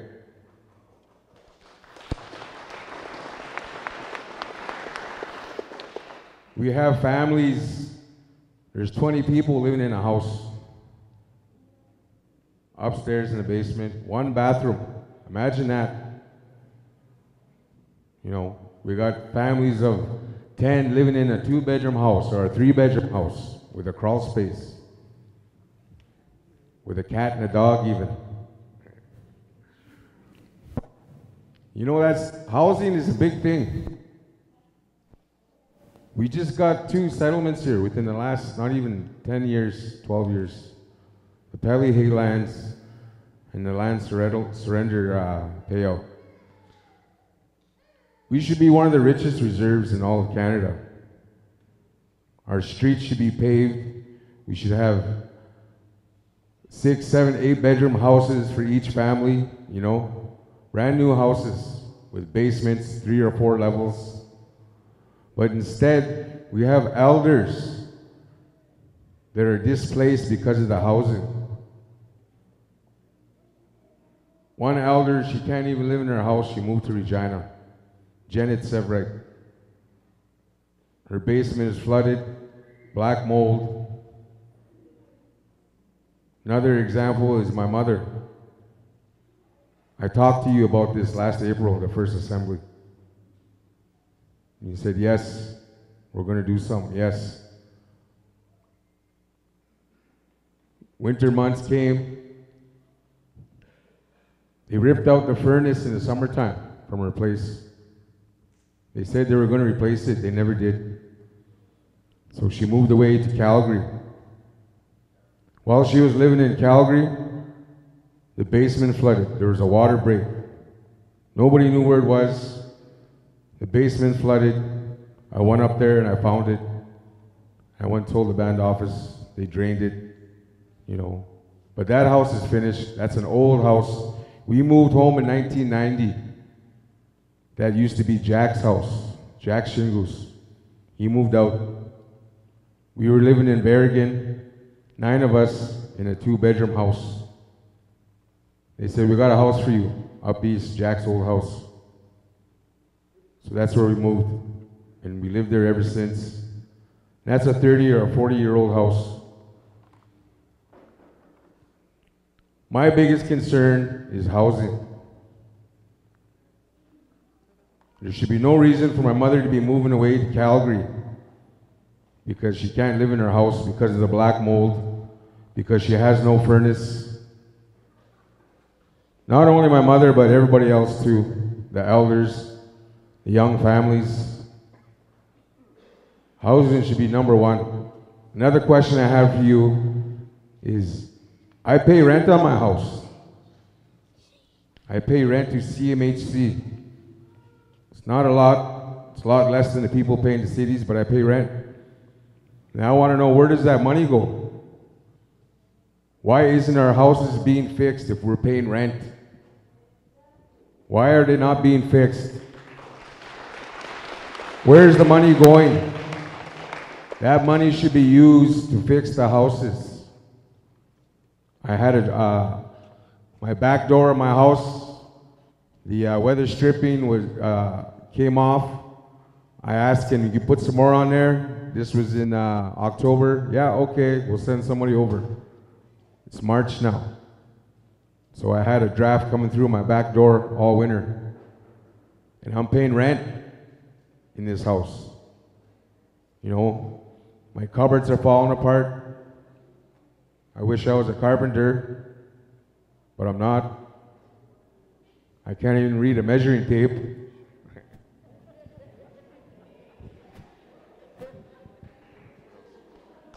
Thank you for that, Robert. Just wait, I'm not done. Okay, go ahead. At the end of the day, all the people want is answers, and we want to believe in our leadership. But how can we believe in you if you guys can't even get along? Well, we'll work on changing that, Robert. We need you guys to get along and work together as a team, not as, you know, 5 over here and 8 over there. You know what? I want to hear for the people that are for the loan. The counselors that are in agreement with the loan, I want to hear what you have to say. Why you think it's a good loan. Right? That's what I want to hear. I want to hear from the counselors that believe in the loan. I want to hear their point of view. Because I believe us as band members that voted for you, you deserve us. We deserve to hear you speak about that loan and why you believe in it. At least give us that satisfaction. That's all I have to say. Thank you. Thank you, Robert. Robert, I want to comment on your housing, the housing issues that we have. Currently, we have 151 Cote band units that are owned by the band, and the only income that we receive from the band for those units to perform any sort of maintenance from those units is a maintenance fee that we charge our band members. We have 93 CMHC units right now, and as we stand right now, our reserve replacement, we can't build any new houses because we're in putting money back into our reserve replacement account because it was drawn down on and it was only meant for emergencies. And with that, we have a plan. We are replenishing our reserve replacement. We will be getting back our CMHC housing. Hopefully we can make the plan this fall to have new CMHC housing back on the reserve. And I support this loan because it will enhance our housing program. You know, we're suffering so much in our housing program. There's a lot of people out there that need a lot of things, not only on reserve but also our urban members. We want to look at also enhancing our urban members by helping them, providing that they qualify for a mortgage, assisting them with 5% of a down payment for a home. Currently, the band units, the renovation costs for the band units would be about $3.7 million to renovate the band units. The CMHC units can fluctuate from 1.2 million to 1.4 million. this plan that we have for these units, it's not going to be looked after by me. I'll step back and have a housing project manager that knows how to do these things, knows how to run these things. I'm only here to try and get your support so that we can help our band members here on reserve and off reserve, to give them what they need, and also to create employment. This won't be a 1-year project. This will be at least a 3-4 year project, because 200 houses, you can't do that in a year. Your workmanship will suffer. You need good quality workmanship, and that's what we want to give our people. Give them a good home. And our elders, we want to look at them. We have them in the plan.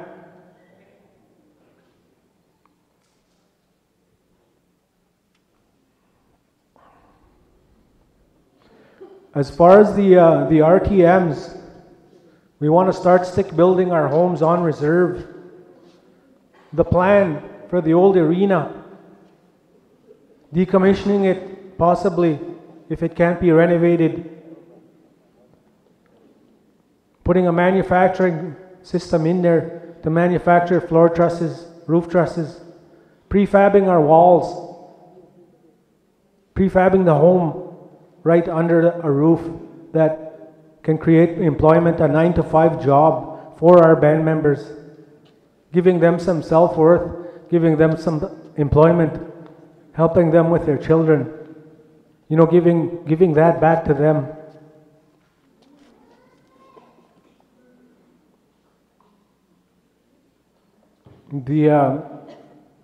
The setup of a housing authority with a non-political arm, managed by the membership, having no political interference on what they do with the housing authority. Starting off small in the urban centers, 4 houses in Kamsack, 4 houses in Regina, and have someone manage those homes, have a housing authority to manage them. Looking after our students also, they suffer out there, they have a hard time out there. It's not easy living in the city.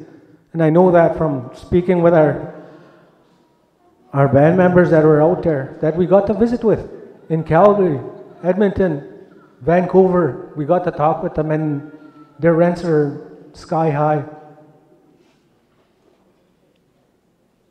With that, that's all I have to say. If there's any questions. Jimmy Grage. All right, we're going to Madeleine Whiteout.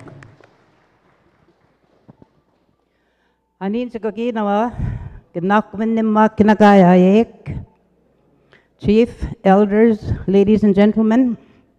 I would like to, first of all, I'd like to congratulate Robbie and your boss for the community plan. Excellent job.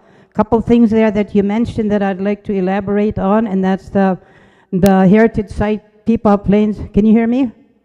Am I coming out nice and clear? Anyway, Peepaw Plains is a part of our heritage. It's called Kabagoniskak, and people go there for, you know, every summer for sweat ceremonies or whatever, and it's a beautiful place. It just recently the provincial park would like to make a park out of Peepaw Plains, and if it's made into a park, then we won't be able to access that piece of land. October of last year, there was a first reading through the legislation, and they're passing it that Peepaw Plains is going to be a park. So they're having the second reading April the 7th, and after the second reading, they're going to have a third reading. They will let us know, and after the third reading, then Peepaw Plains will be a park, and there's absolutely nothing that we can do.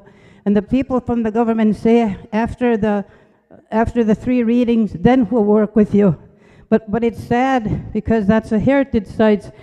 There's graveyard sites there. Our people from the past are buried there. And there's landmarks, sacred grounds where our elders used to go and do their cheese skiing or you know, all sorts of ceremonies. And there was a place for name giving. It's a wonderful place. A lot of people still go there people to give birth, they went there. People that were in sorrow, they went there. People that had many, many problems, they went there to heal. We cannot let that land go. We cannot. We need to fight it. We need some representation from our administration to go to that reading on the 7th of April. We mentioned that we've been fighting this ever since we heard that the province wanted to make this into a park. We've had the chief come a couple times to our meeting, and we had Guy Cote has always been there to support us. But the rest of the councillors, we sent you letters, and we haven't had any, support from you. So please, could you do something about this? This reading on the 7th of April. Can we have some representation there and tell the government that no, we say no, we don't want Peepaw Plains to be a park. The traditional name for Peepaw Plains is Kabagondaskak. We don't want that to be a park, absolutely not. If it's a park, then we're going to lose it completely.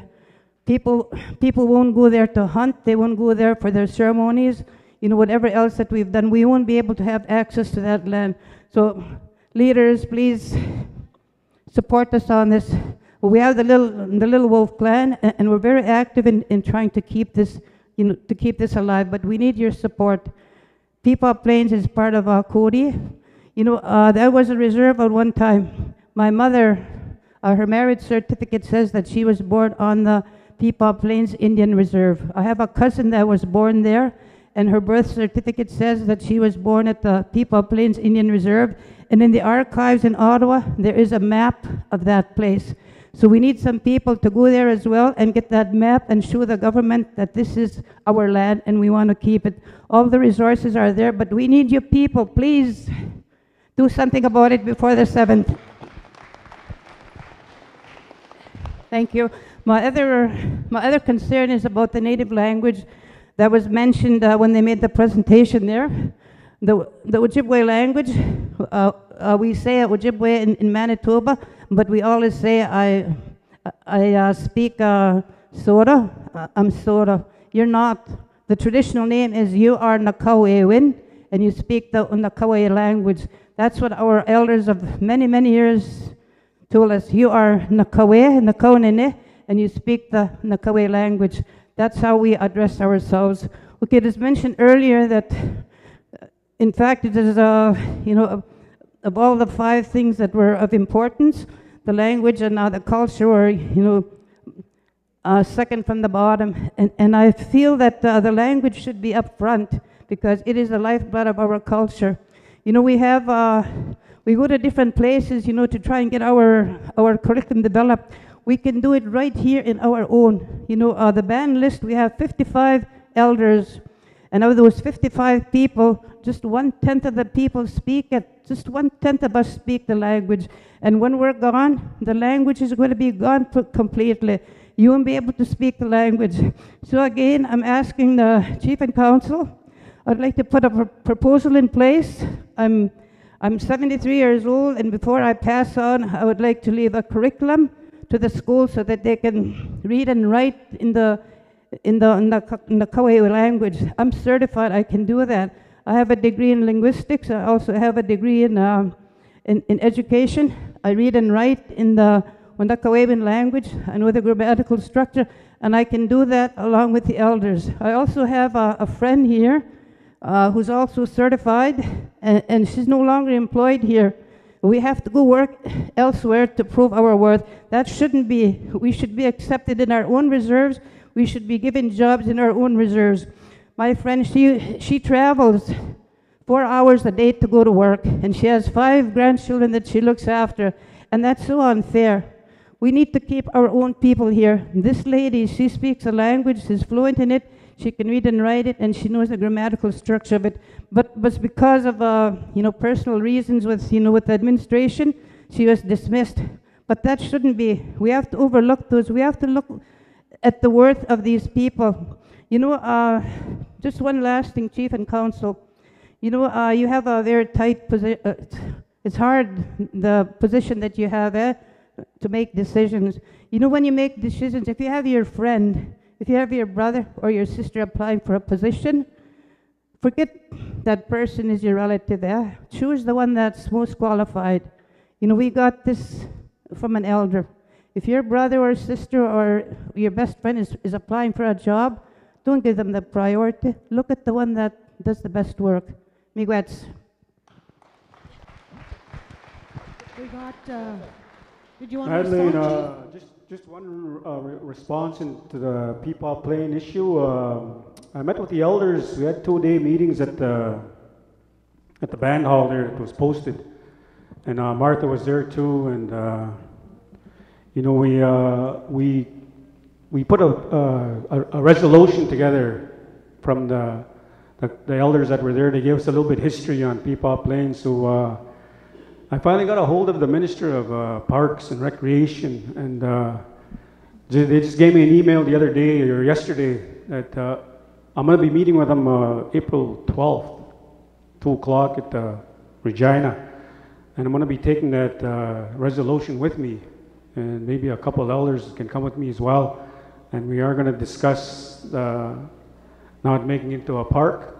You know, what can we do to change the mandate of the province to make this into a park, or what can we do to ensure that it won't affect our traditional practices that are out there. So I just wanted to share that.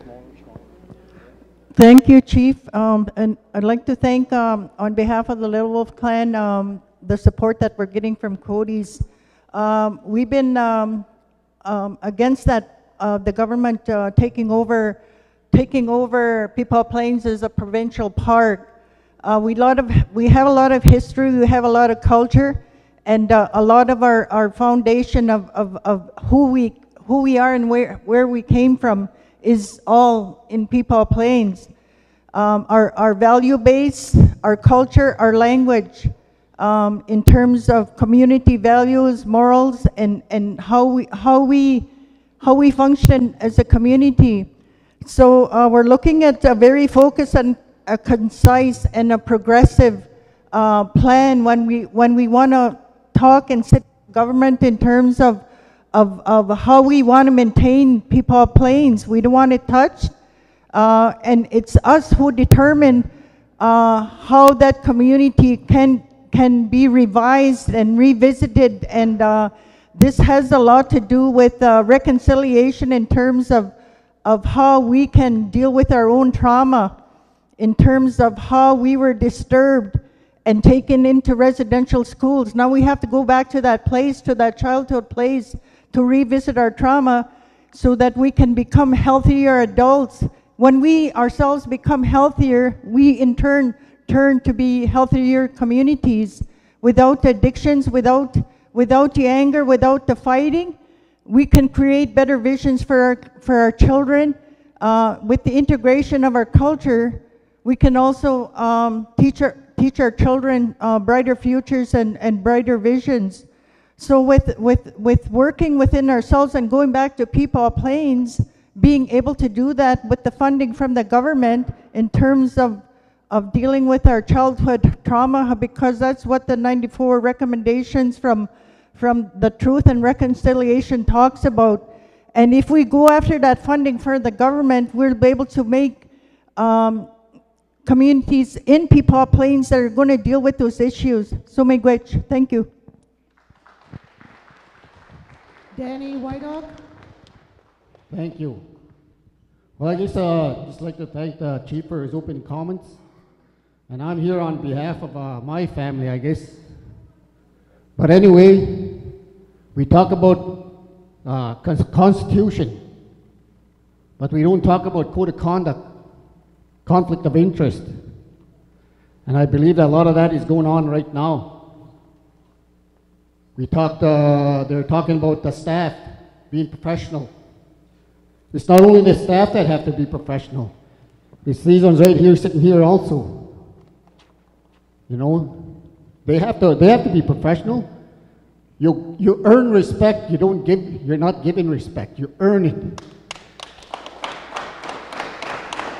And I heard a few comments where the staff don't respect them. Well, the reason why the staff don't respect you is because you're not earning it. You have to earn it. You know? And not only that, this whole forensic audit going on about my brother. You know, go ahead, do your forensic audit. The one sitting right there. I'm not going to be afraid.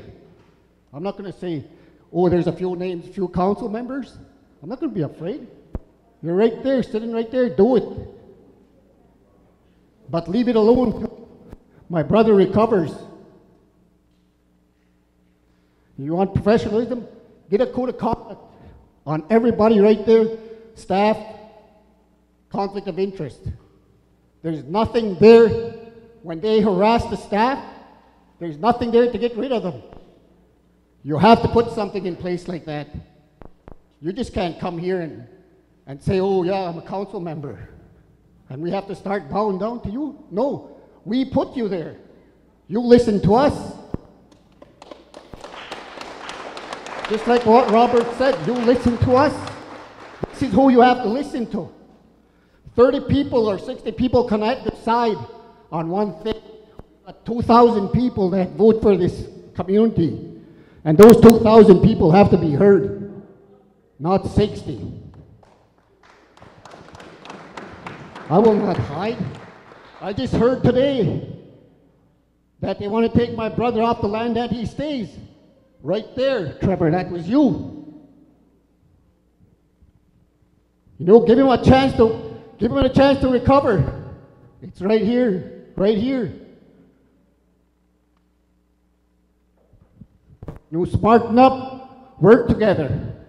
How do you expect us to vote yes for your $50 million loan if you're not going to work together? Just because you have 7 doesn't mean nothing. You're disrespecting our chief by saying you have 7. Listen to him and listen to us. That's what you're there for. I will vote no if this keeps on, and I will push a no vote. I want a ring for our community. I want everything that was here. But if you can't work together, look at this paper right here. 12 of you signed that paper to give to BMO, and now 7 of you run the show. These guys have every right to be there too. We need a code of conduct. We need better professionalism from these people right there. I don't care. We talk about big bank accounts. I got a big bank account.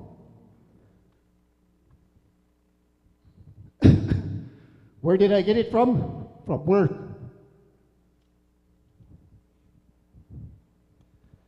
And I got well over $400,000 bank account. And it's not the band either, or from my brother.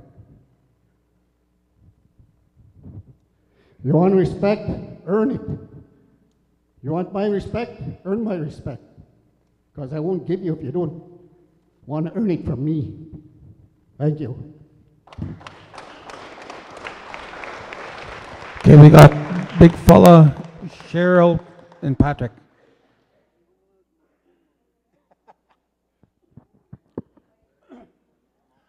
I'd like to say good evening to all of you, the chief, council, and our RCMP visitors over here, and all the people that are here that are concerned about what our band is doing. I'm not too familiar with it. I'm not around that much. But what I wanted to talk about, like I was listening to all the comments that are being made and what our community would like. It's all good. I'm not saying it's bad.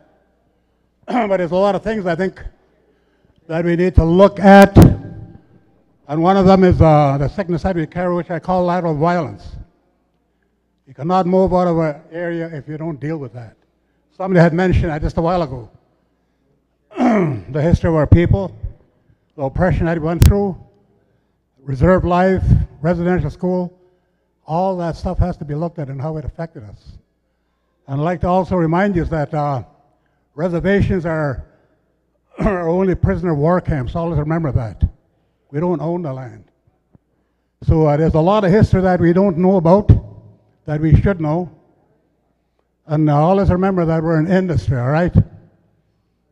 You just put all the names up there that we employ, and you're going to see how many people we employ in the community, down at Kamsack and all over. And until we get better, like all to say we can look after our own business, but first we have to look at what we have to fix. And that's looking inward, fixing ourselves, and maybe we could have the future that we want. We cannot move forward if we're sick. No animal will ever walk anywhere unless they're sick.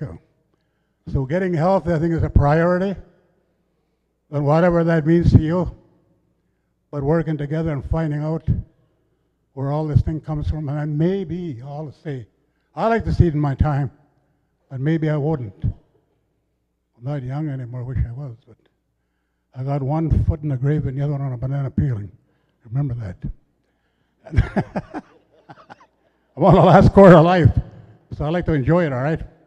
Anyway, I like to encourage all of you, like what I'm saying is that we need to do some serious healing. Some talking, some yelling, crying, whatever we need to do. I think a lot of our human beings are just solid with all kinds of damn grief, and it's making us sick. That's what's killing us, all that stuff we carry inside. And I learned this from one of the elders in our community. I wish he was alive today to share that with you. See, that's what he said.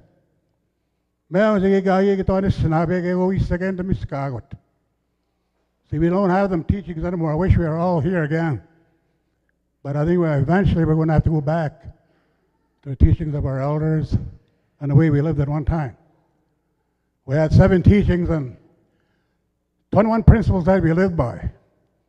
They weren't commandments, they were just, and they call them. They're taught when they're very young. But anyway, I'm going to shut up here and let you guys talk, all right? I said a little too much, I think. Maybe not enough, I don't know. All right, Miigwech. Thank you. I got Sharon, Cheryl, Patrick, Earl, and Arlie next. And we got Squirrel, you're 6. I just want to make note of the time. It's 9:05, so we want to make some draws. Hello, my name is Sharon Whiteock, and I work at the band office. I've been there since 2013. I've been a part of the school board for the past 4 years, and sort of not cool that education isn't being talked about here with our Nakaway language. Like, I don't even speak it, but I know our elders are, I don't like to say it, but they're the ones that have to come together and come and teach our children, because you guys know how to story tell and not teach from a piece of paper. Our language and our culture were never taught by a piece of paper. They were taught by the morals and values that you grow up from your grandparents and your grandparents. My grandfather went to the war, and he fought hard for education. And I would like to see more counselors involved in the education. Like you guys talk about our future. It's not taking their dollar or trying to say this and that. Think about them. There's so many words that can be said right now for education, but there's none. It's all because we're afraid to talk. I'm afraid to stand here because now what am I going to go to when I go back to work in the morning? It's so hard to go to work. I have a lot of stress at home with my own life. I don't need to go to work to get little comments thrown at me and little clashes that some people say hi, some people say don't say a dang thing. I've been a part of this reserve for 44 years and I ain't going anywhere, and I'm a grandmother, and my grandchildren are the ones everybody should be looking for, even your grandchildren, the ones that aren't even born yet. Those are the ones we should be looking out for.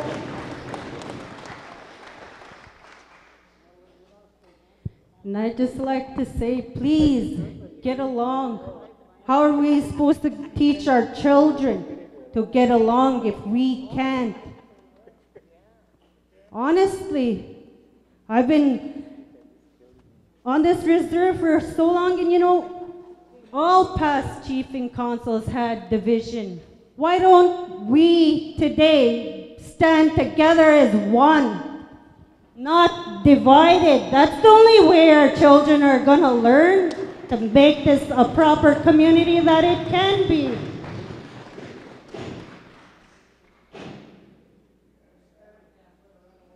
Yeah, make fun.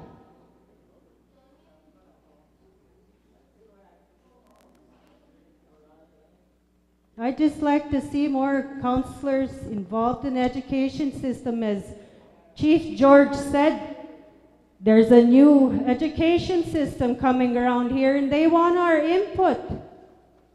Where is yours? I'd like to be told, where is your input when it comes to Chief Gabriel Cote Education Complex? When and where are they going to be our top? There are children and they're the ones that need to be shown how to get along. Now, I just hope I don't get more people that are not going to say hello to me tomorrow, but I guess that's just what life is going to be. If we can't get along, how are our children going to get along? And that's all I have to say.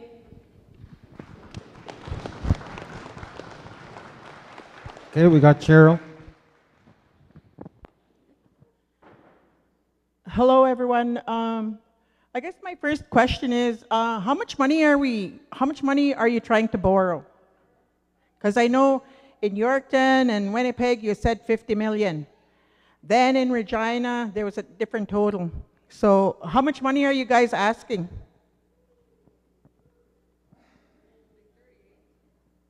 $38?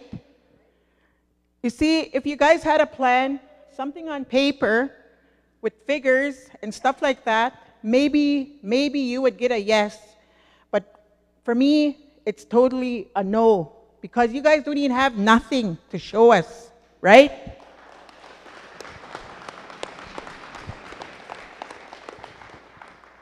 Okay, my other question is, well, it's not really a question, but I know what's going on with you guys. There's a quorum, and there's some that have no say. And what really bothers me is part of that quorum are all check signers. Now, you do wrong to one of them, you don't get your check signed, right? That's been going on. And that's not right, you guys. You guys need to know all what's going on there. So, can anybody answer to that? Why does that happen? What happened to Vivian? She was a mandatory check signer. Now you're waiting for checks to be signed because council come in when they want. And I don't want anybody coming after me, threatening me to take my job because of what I'm saying, because I will fight back. And I know I don't stand alone. And about housing, that audit, you're getting the money from land revenue, right, Daryl?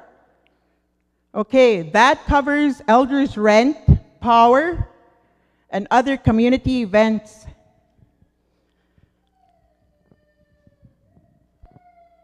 Is that going to continue? The land revenue is increased by $120,000 from $380,000 to $500,000. Do you have that on paper for us to see? No, I don't. Well, I don't believe you. I can't believe you. You're just saying it.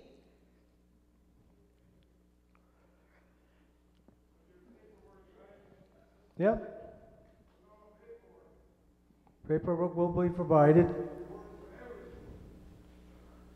See, this is things you have to tell the people. Explain. And this land that we're buying, supposed to buy, was there a down payment made on that land? Yes, there was. See, you're not telling the people that. How much was put down There on was that a land? MOU. Okay, so what if we vote no? Who's going to pay for it now? Are we going to lose out on that? No, we get the money back. As Does the it? chief Where said, we does get it the say money that? back. You don't have it on paper again. I don't have the paperwork here. I'm not in lands. Well, who's in lands? Terry is in lands.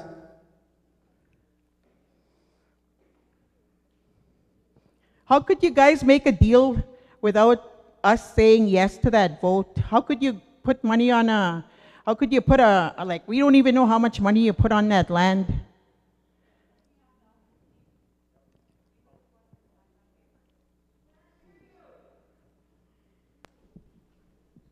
For that land, we're talking with the Hutterites, and we did an agreement with them to just put $100,000 down to secure it. That was back in November, I think, or December, because we don't want to lose that land, and this will be the only opportunity we'll ever have to buy that land.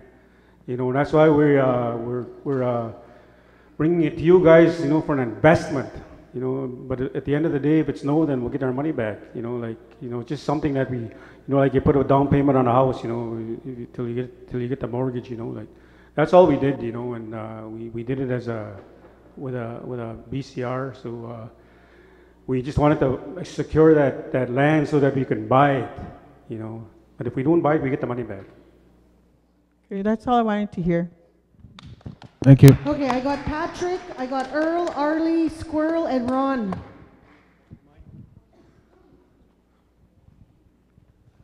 Anisikino, donam ko nimma. Nanaka toma don't tempo on to which you go young ma kaigatoing wega. Good evening, ladies and gentlemen, the council members, the chief, and the elders. As I sat around here looking at you guys, I figured I was the next oldest guy. I'd be 77 this fall. And all my life I worked and I paid my own renovation for my house. Not that, even last week I changed the doorknob on my house. I didn't go see the chief and council. They got some other work for them to do.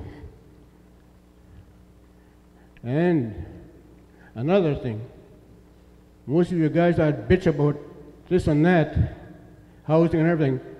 I never seen you guys working yet, to go and work someplace. I worked across Canada, heavy equipment operator, and I worked with the white people. And I know how that feels.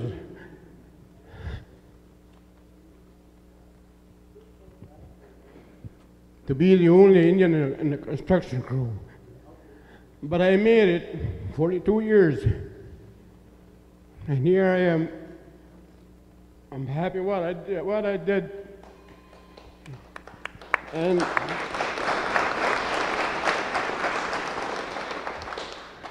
I still got my own house built in '61. You guys can come see my house and inspect it. It's in better shape than most of your guys' houses are. Doorknobs gone and everything. Bullshit. You guys can do it. Where's the housing manager there? Ask her for a doorknob and you can give it to you. Go put it on yourself. You're not that completely helpless, you guys.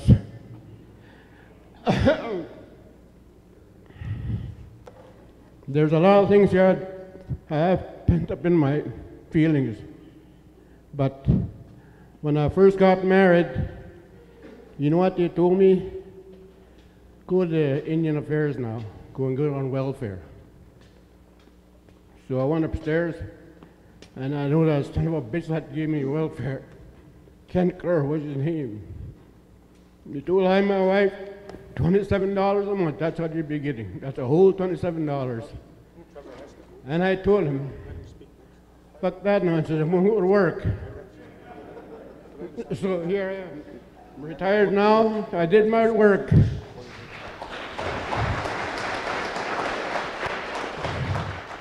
My girls lived in the house, brought them up, put them through school, and now I got my daughter Noreen here, helped me out lots.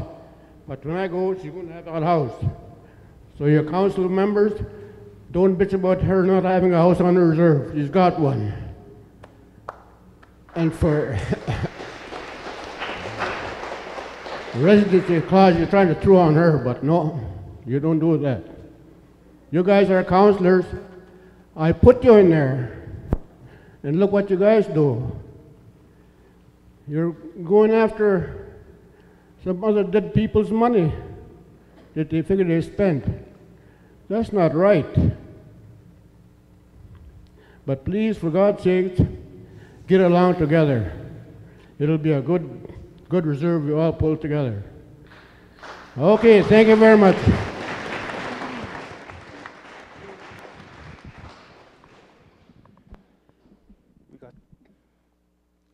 Good evening, everybody. My name is Tyrone Kishane.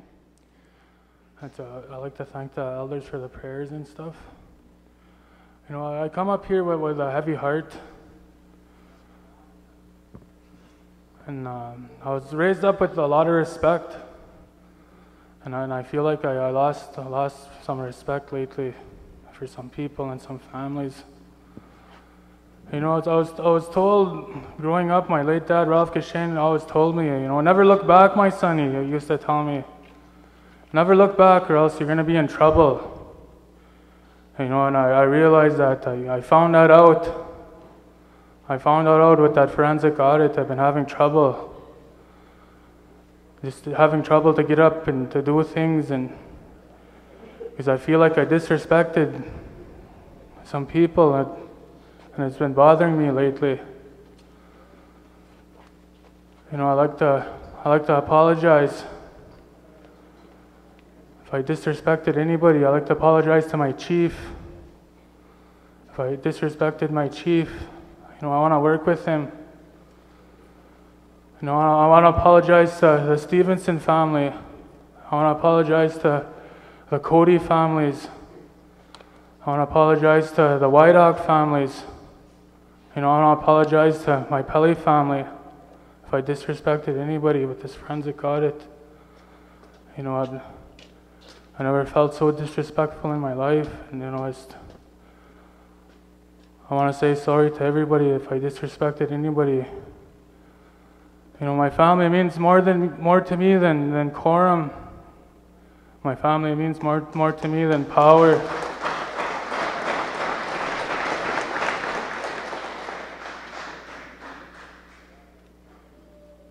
I'm not doing this for political gain. I'm not worried about next elections. I'm not worried if I get in or not next elections. It's what I do now. I just want to, again, truly apologize from the bottom of my heart.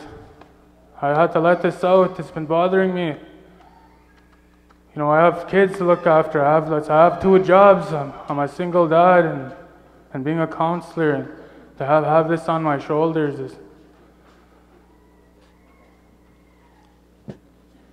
And I want to ask everybody to say a prayer for Norman Whiteock. He's not doing too good right now in a hospital. You know, I really want him to make it through. And again, I'd like to thank you guys for listening to me. Miigwech.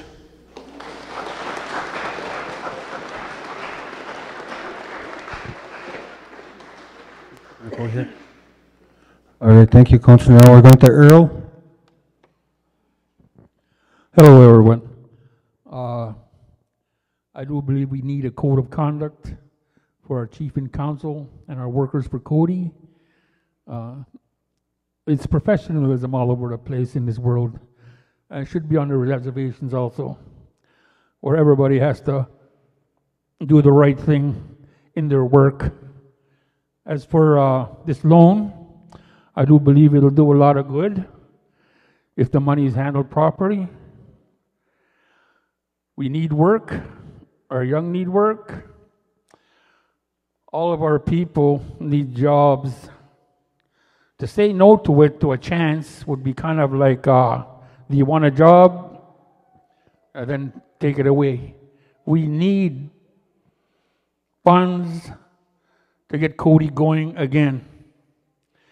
Because of the past, From I remember when I was a kid, all chief and councilors had their bad, their good, their ugly, their everything. People didn't know what they're doing. People knew what they were doing. Now we got a group of people here who say, okay, we'll work. If you guys are working together, it's going to work. I mean, you're not going to take all that money and put it all in one place. I mean, our biggest problem with Cote is we all get wicked salaries. Everybody gets paid severe money to do a little job. Sit on this group, you get money. Sit on that group, you get money. Get on the other group, you get money. Let's build our reserve with what we got. Let's not take all the money and put it in our pocket and say, yep, we built it and you only did halfway. Let's go all the way and build stuff. There's lots of money there. I mean, there's a lot of money for the kids yet. It'll be there. As long as you don't go and take it all. There'll be lots of money. If you take 38 million and you throw it all in one pot, of course it's going to go missing. Because everybody will say, oh yeah, we got lots of money. Let's pay this guy this much, that guy that much, the other guy this much. No. Do it right. Plan it and do it right. But a code of conduct for the chief and council and the workers of Cote has got to come in. Just hanging on to people's checks to show how good you are, how powerful you are, got to stop. Got to stop. I don't care if you're a counselor and you sign a check. If that's all you're good for, what good are you? Anybody can sign a check.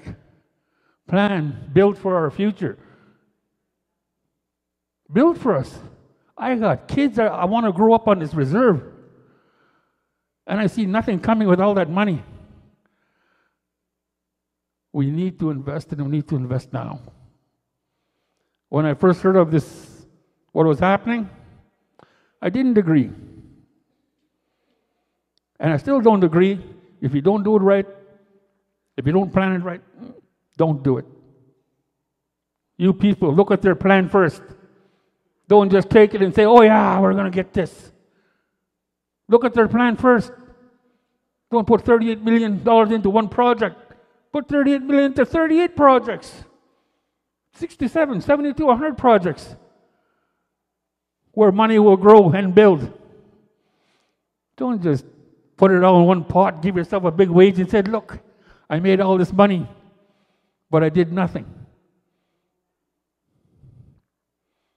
You want to build for the Cote? Make sure you plan it. Don't go into the bank and say, I'm going to borrow $15 million for a rink. And don't take no plans with you to the bank. You take your plans with you to the bank and say, this is what I need. Right down to the screws, nails, everything. You don't just go and say, oh, it'll cost $15 million. You don't know how much it'll cost until you add it up before you even start building. Progress can happen for Cote. Get your people to work for you. Don't tell them, okay, sign the check, sign the check, sign the check. That's all I hear.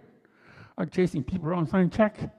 And they don't want to do it because, oh, you were bad to me that time. You didn't do this, you didn't do that. I want Cote to prosper. We've been waiting for early 70s for this money, and we should have had a lot of work and lots of property and lots of money, and people should have been working. No, we're just sitting around arguing who's going to do this or who's going to do that and who's going to sign this check, who's going to sign that check. Come on, guys. I want this, but I want it done right. All of you think on that. If they come up with a plan that says, yes, we'll do this, we'll do that, and we'll do the other thing, I'm going to go for it. And I'm going to tell others to go for it. God bless everybody. Thank you. Chantel's next. I'm Chantel Cote, as most of you guys know me. My mom is Keitha Caldwell, and my dad is deceased Victor Cote. My grandparents are John Shingus and Noella Cote. So I just have a couple questions for the CNC, and it's just like 3 various questions, and it's a free-for-all. Any of you guys can answer them. So why do you want us to vote yes for this loan when some of you don't want to be accountable for the past and present? I can repeat it if you guys want. I'm like hyperventilating or something, so if I'm like kind of like something I'm gonna cry, I'm not, I'm just nervous. Why do you want us to vote yes to this loan when some of you don't want to be accountable for the past and present?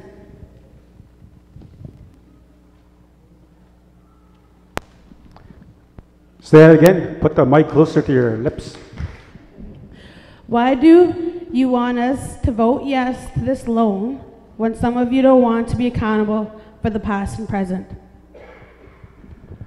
Well, basically, it's just a investment based on a community plan. You know, people are wanted us to improve the housing conditions, create employment, create economic development, and that's what it is all about in the land-based purchase, acquisition, and also recreation. You know, you could see the dilemma of our rink, you know, and our kids need a place to play, and they're being threatened with emails saying that if Cote doesn't get a new rink, you know, it's not even worth it trying to upgrade that rink, because, you know, if we did get an engineer's report on it, it'll probably be condemned. But if we don't get a rink, if we don't get a new rink, then our kids don't have a place to play, and they won't be allowed in the leagues. And then, you know, what's the point of going to rent ice other places when we can have our own facility where we can train our own kids? Fair enough. Okay, how can you be accountable for the future? What's that? How could you be accountable for the future? We can get comfortable with the future by, you know, increasing our revenue. We can build on that, you know, and then we can get into more economic development ventures. And that's all part of the plan, a short term and a long term. That's why it's 25 years. You know, and accessing his loan, you know, it's not the end of the world, because our trust is going to be gaining interest anyways. It's going to be building and building and building. As our debt loan goes lower, our assets will be going higher. So it'll give us more leverage in the long run to do other projects. Perfect. I just have one more question and then a suggestion. Is there going to be more forensic audits also in the future for the Cote members? Well, if we have good financial practices in place, I don't think there'll be a reason for one, you know, but the possibilities are, you know, it could be. Okay, thank you. I'd like to thank the CNC for coming out and doing the band assemblies. I've never ever saw anything like this since I've been voting since I was 18 years old. So this is really good, and it's good information. Yeah, good questions.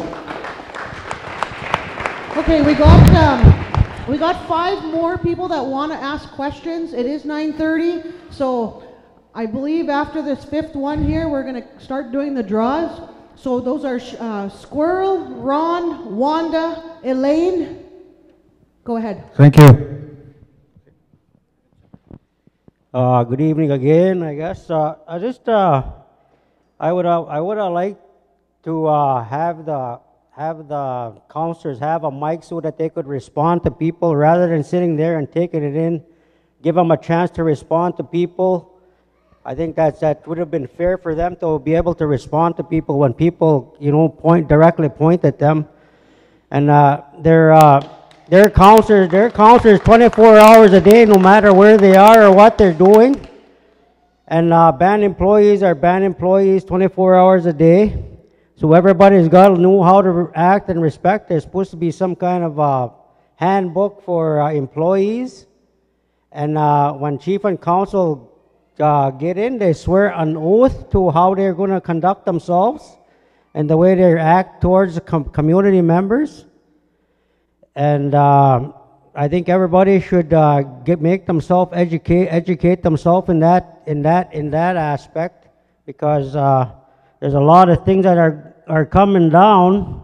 And one of the things they're talking about here, you know, like they say, oh, why do 7 people run? It's been happening all the time. Why now change? You know, like I sat there for 15 years, and I sat on the other side of the fence, sitting not on a quorum side, and I complained a lot about what was going on. But now all of a sudden people want change. You know, like why? Like if we can do that, If we can that's more positive for us if we can change that.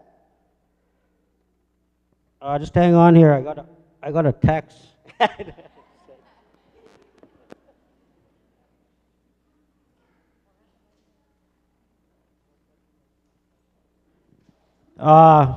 They were talking about culture. You know, you guys talk about culture, language. What was the percentage that we had up there? Like I said, this is Pierre Elliott Trudeau in 1983. This is a comment he made. If you no longer speak your language and no longer practice your culture, then you have no right to demand Aboriginal rights from us because you are assimilated with the ruling power. And you guys got to really think about that. How many of you guys actually know what your culture is or speak your language? Because you take a look now, there's census being done constantly on us.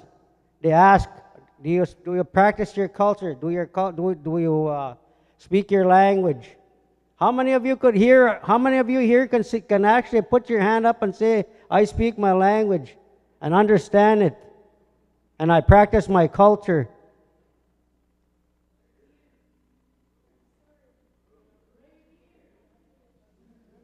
Okay, all the rest of you, you know what you are? You're assimilated. You're white in brown skin. And that's what they're going to come and ask us. A big percentage of us. I was coming to that. If you would have given me a chance, I was coming to that. And that is what the white people want. They want us to be assimilated. Until we can get along and practice getting along, because one day the white man's going to cut that purse string off, the thing we talk about, money. That's what keeps us dangling it, fighting for that band office, trying to keep control so that I could give my family my money, the money that I get. I could create jobs for them. How many of us could go out there today and find a job off reserve and be able to hold it and show up every day at 9 o'clock?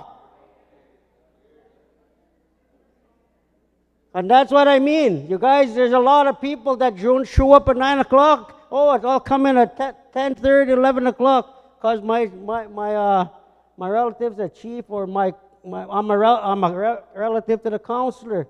Until we change that mentality or the way of thinking, we have to stop what we're doing. Otherwise, the white man's going to beat us.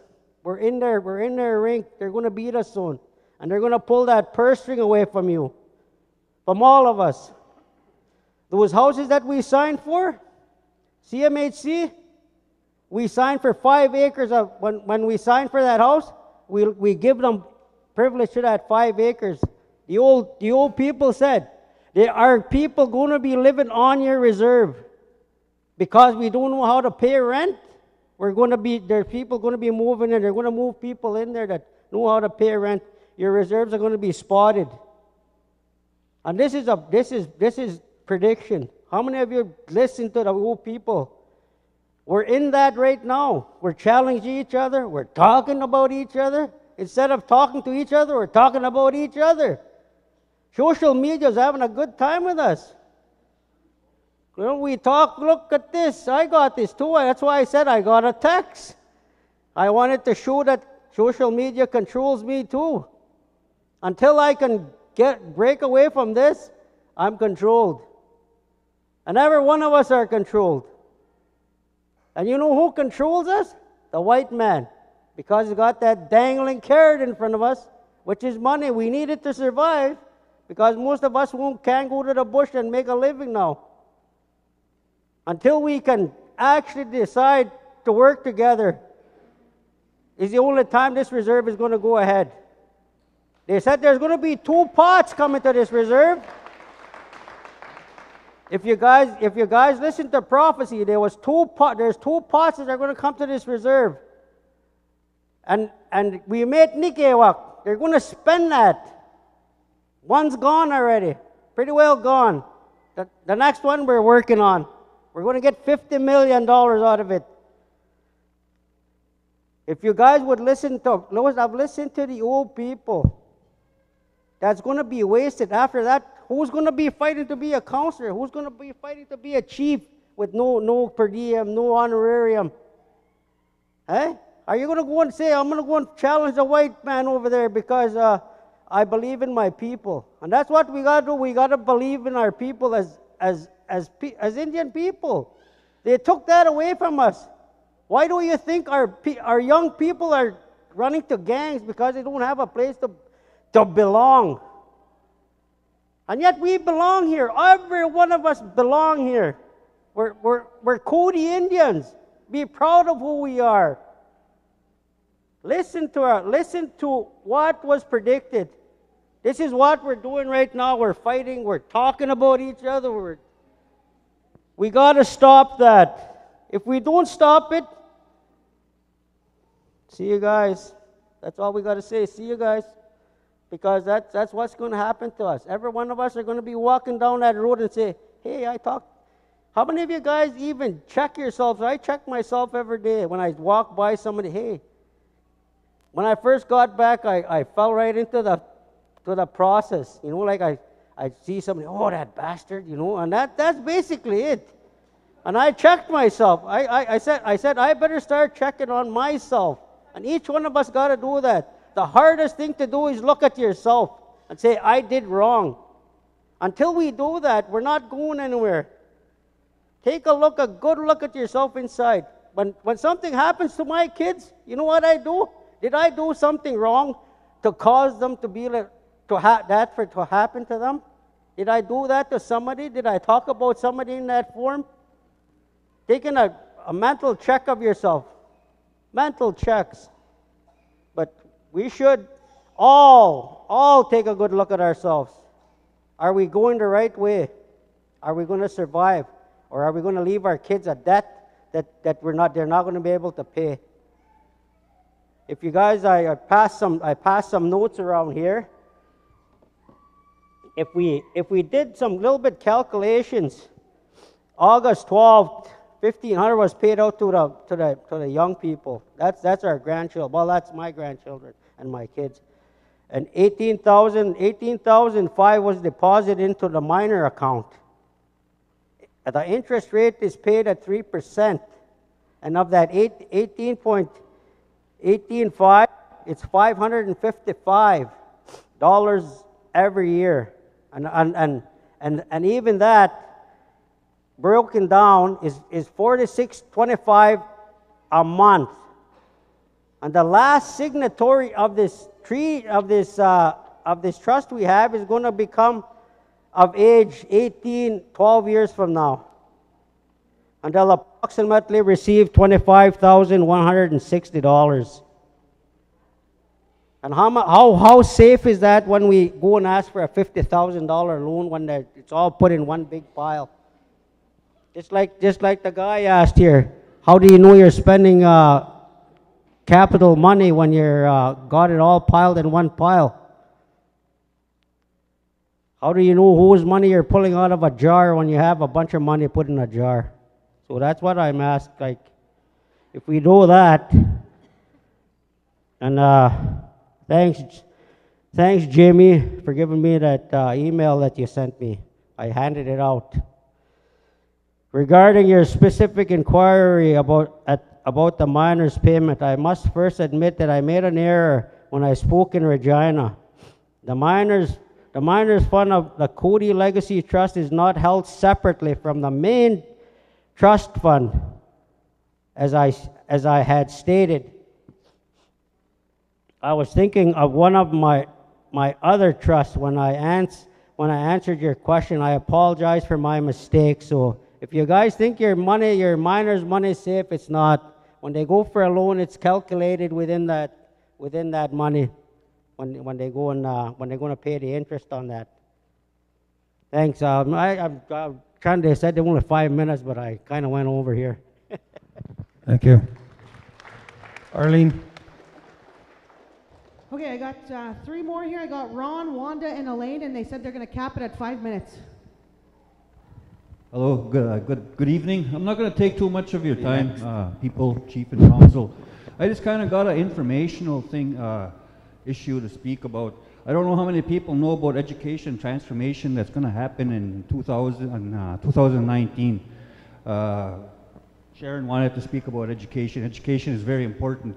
Up to now, this school has been operating on $6,000 some per student on nominal rule.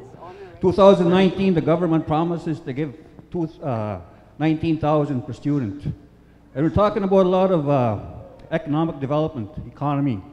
If this thing goes through, there's a lot that can be done just at the school alone. Never mind these millions you're talking about. Okay, this is what I just want to know. I just want to ask the chief and council if they know about what's coming up in 2019.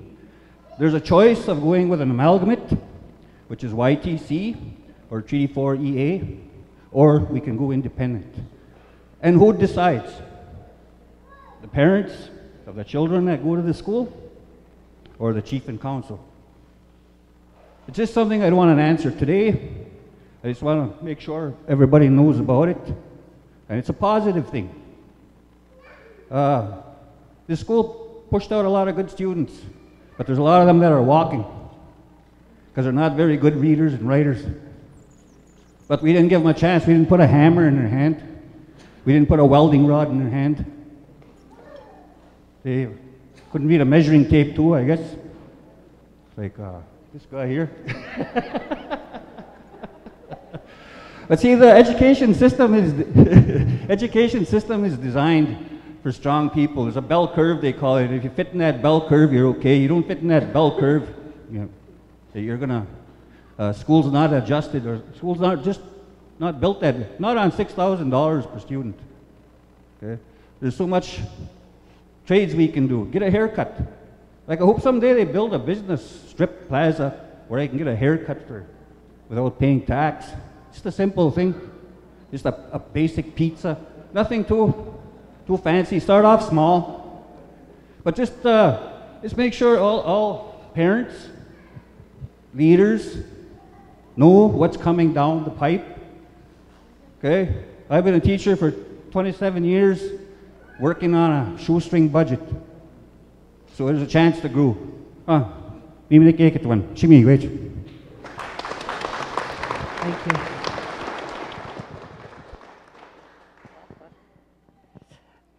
I just have a few things that I want to say. I'll make it short.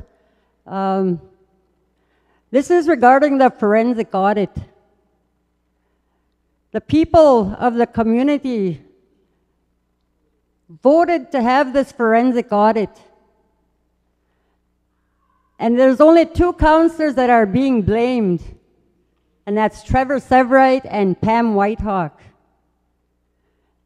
There's 6 other counselors that supported that, and a lot of you in this room supported that. But nobody's saying anything to defend these 2 counselors, and I couldn't just sit here and allow that to happen.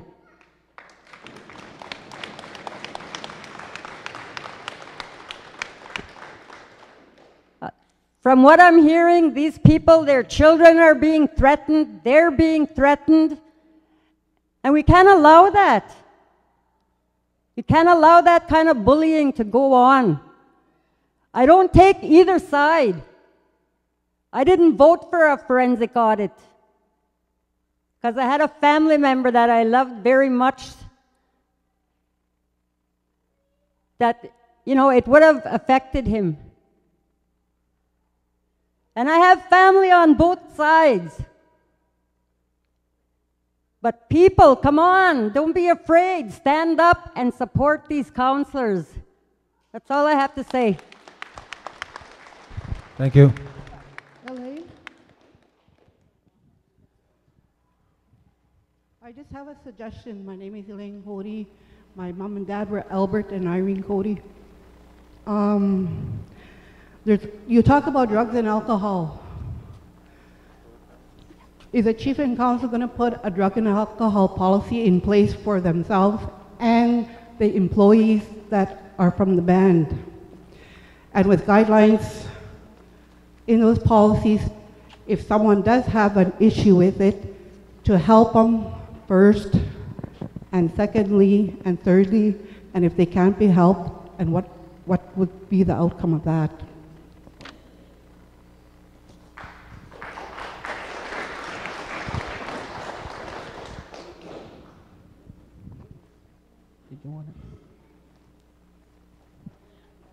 Did you Are guys you hear her? talking to me?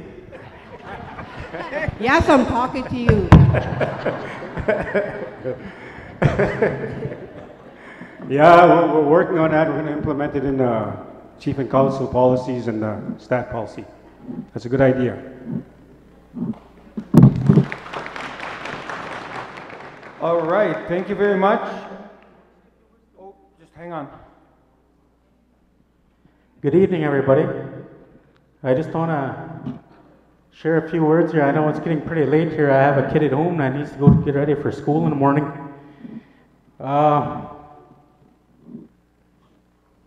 You know, it's kind of unfair for me to stand here and bite my tongue,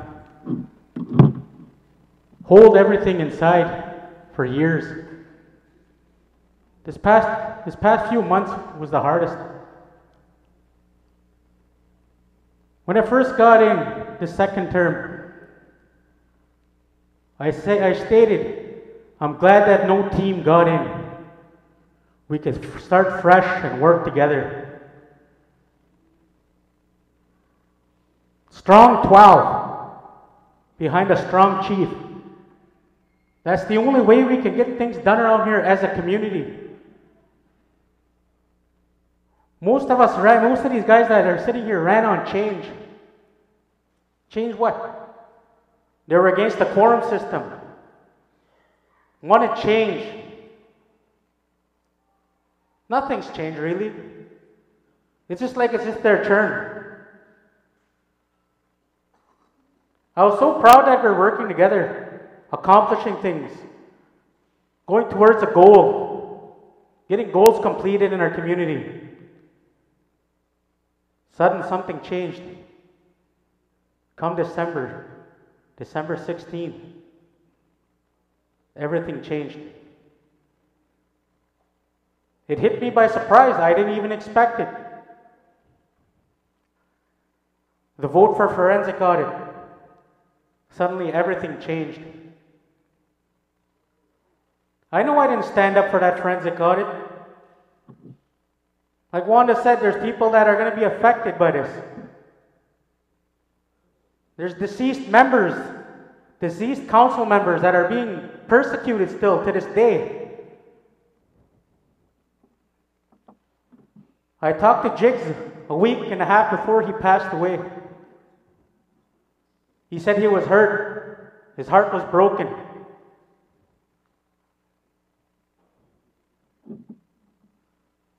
You know, I believe that we could work together. I didn't support the forensic audit, but it doesn't mean we didn't have to stop working together as a council.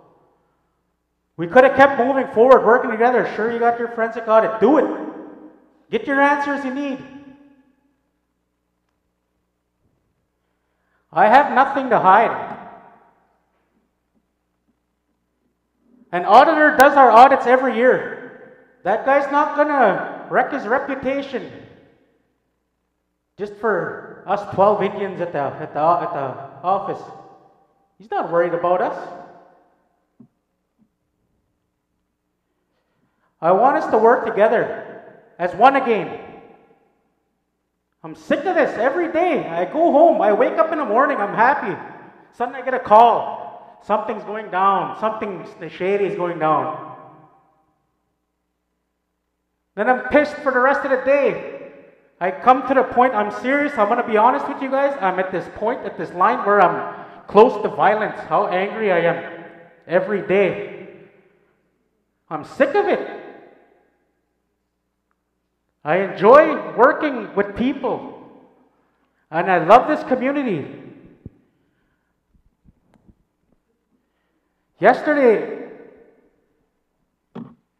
you see this behind us? That was overshadowed by all the negativity that's going on in this community.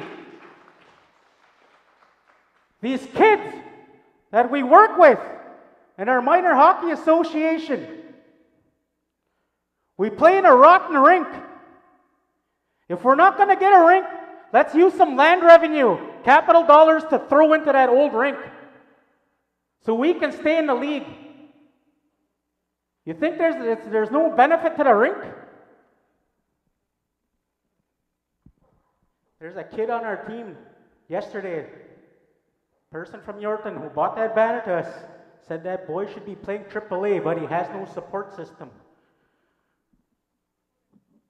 That's the kind of things that Cote minor hockey develops. I believe in housing. My home I've been living there for 9 years, and it still looks like the day I moved in. I take care of my home. I took great pride in my home. Anything I need in my home, I fix it myself. I don't need to burden maintenance with something that I can fix. If I can't do it, I will ask maintenance.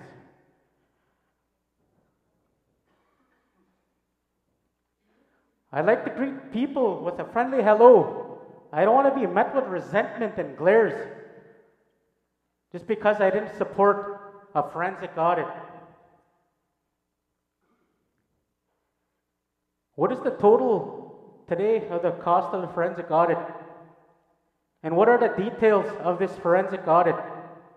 I kept getting told they're just targeting certain names. Certain council members on this council today. Individuals being sought after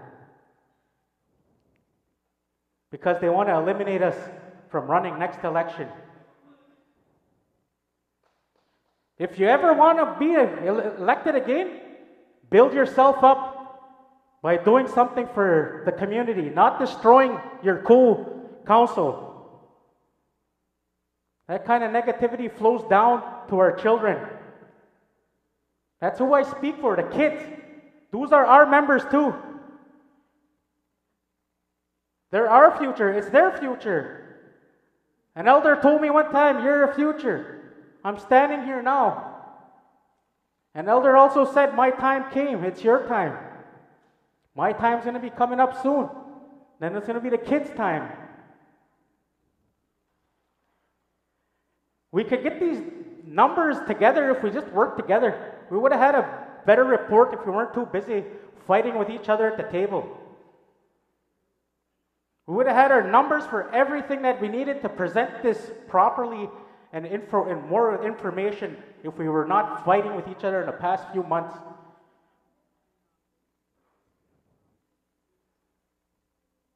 Take time to think about what we're doing here on this vote, yes or no. In reality, it's up to you guys as membership. If you vote no, we understand and we know where we went wrong. It's because we weren't working at the top and we didn't have our shit together. That's all it is. We just don't have our shit together right now. We are failing you guys as a council right now because we're not getting along. I think we have time to fix this. It's time to bury old feuds, old grudges. Let's move forward for our kids and our grandchildren, our great-grandchildren, their children's children, right on for the end of time. Kichimigwesh, thank you for listening to me.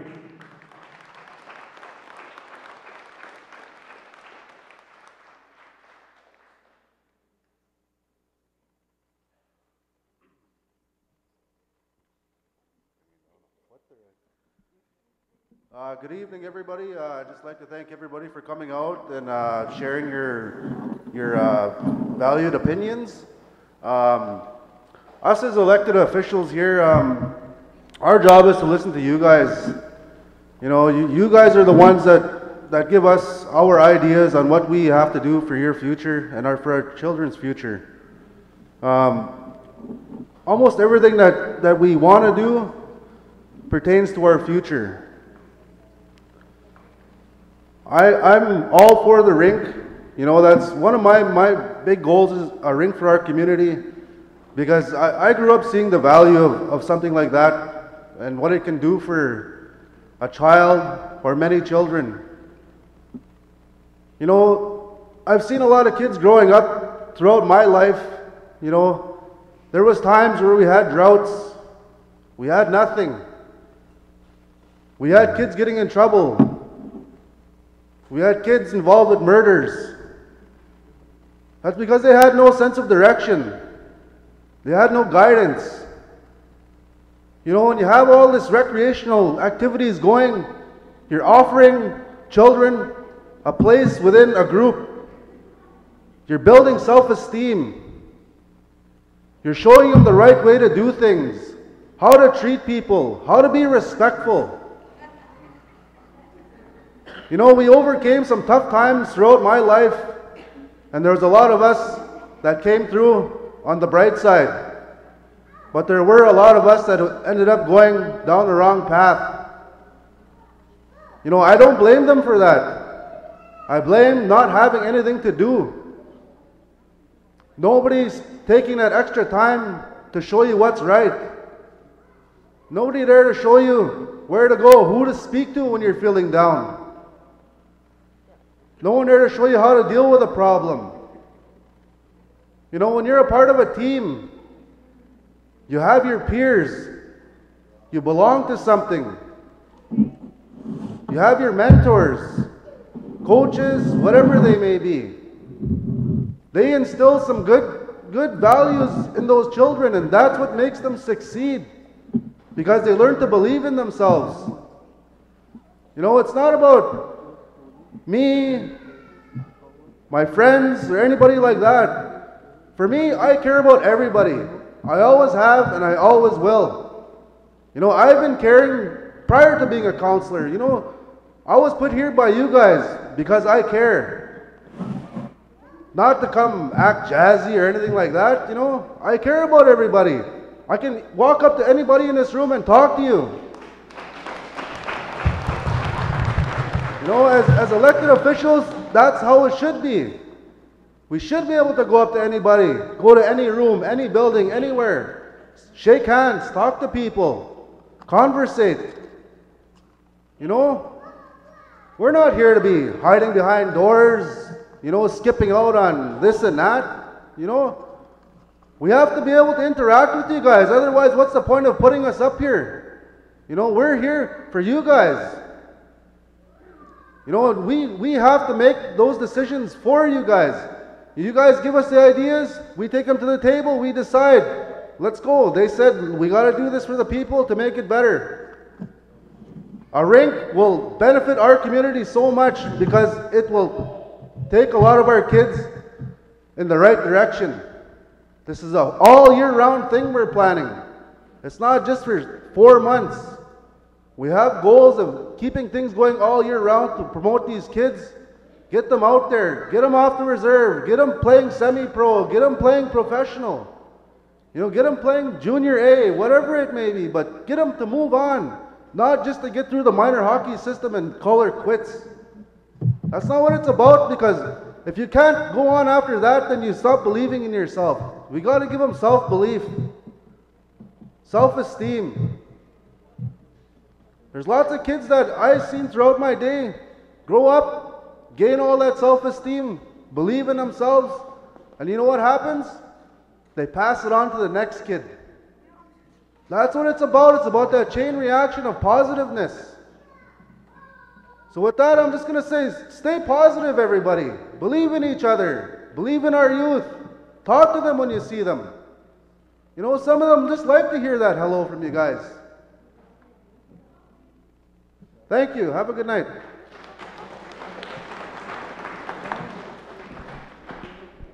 Good evening. I know it's been a long evening. I'm going to make it short.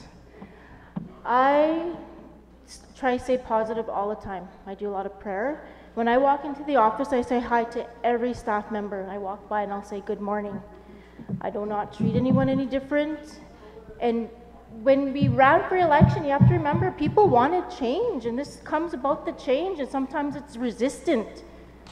And it's hard sometimes, but you know what? Working together, it takes all of us to work together. And if one doesn't see it, then step back and keep, and respect that. Have a mutual agreement there, but leave it at the table. A lot of times you see a lot of things flying around.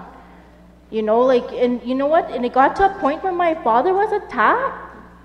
Like, holy mac, an elder in our community. What is this coming to? Over politics, over power and gain, or whatever you want to call it. It's the power. And people have the power, and the people are the ones that voted us in here, that wanted the change, and here it is. And it takes time.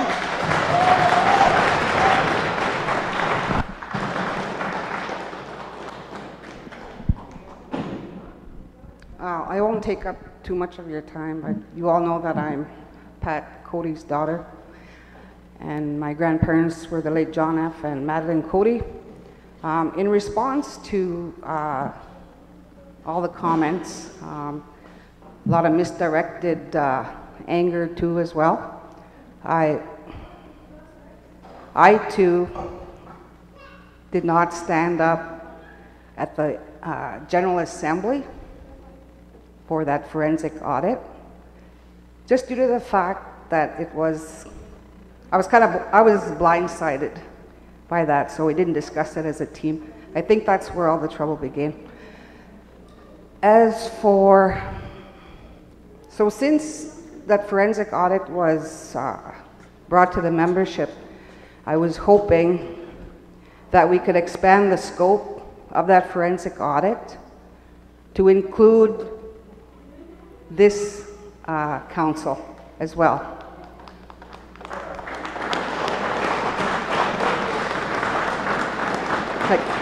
You know where I come from. I come from Tinyville, and I'm proud of that. More importantly, I come from Cote. This is my home, and I love it.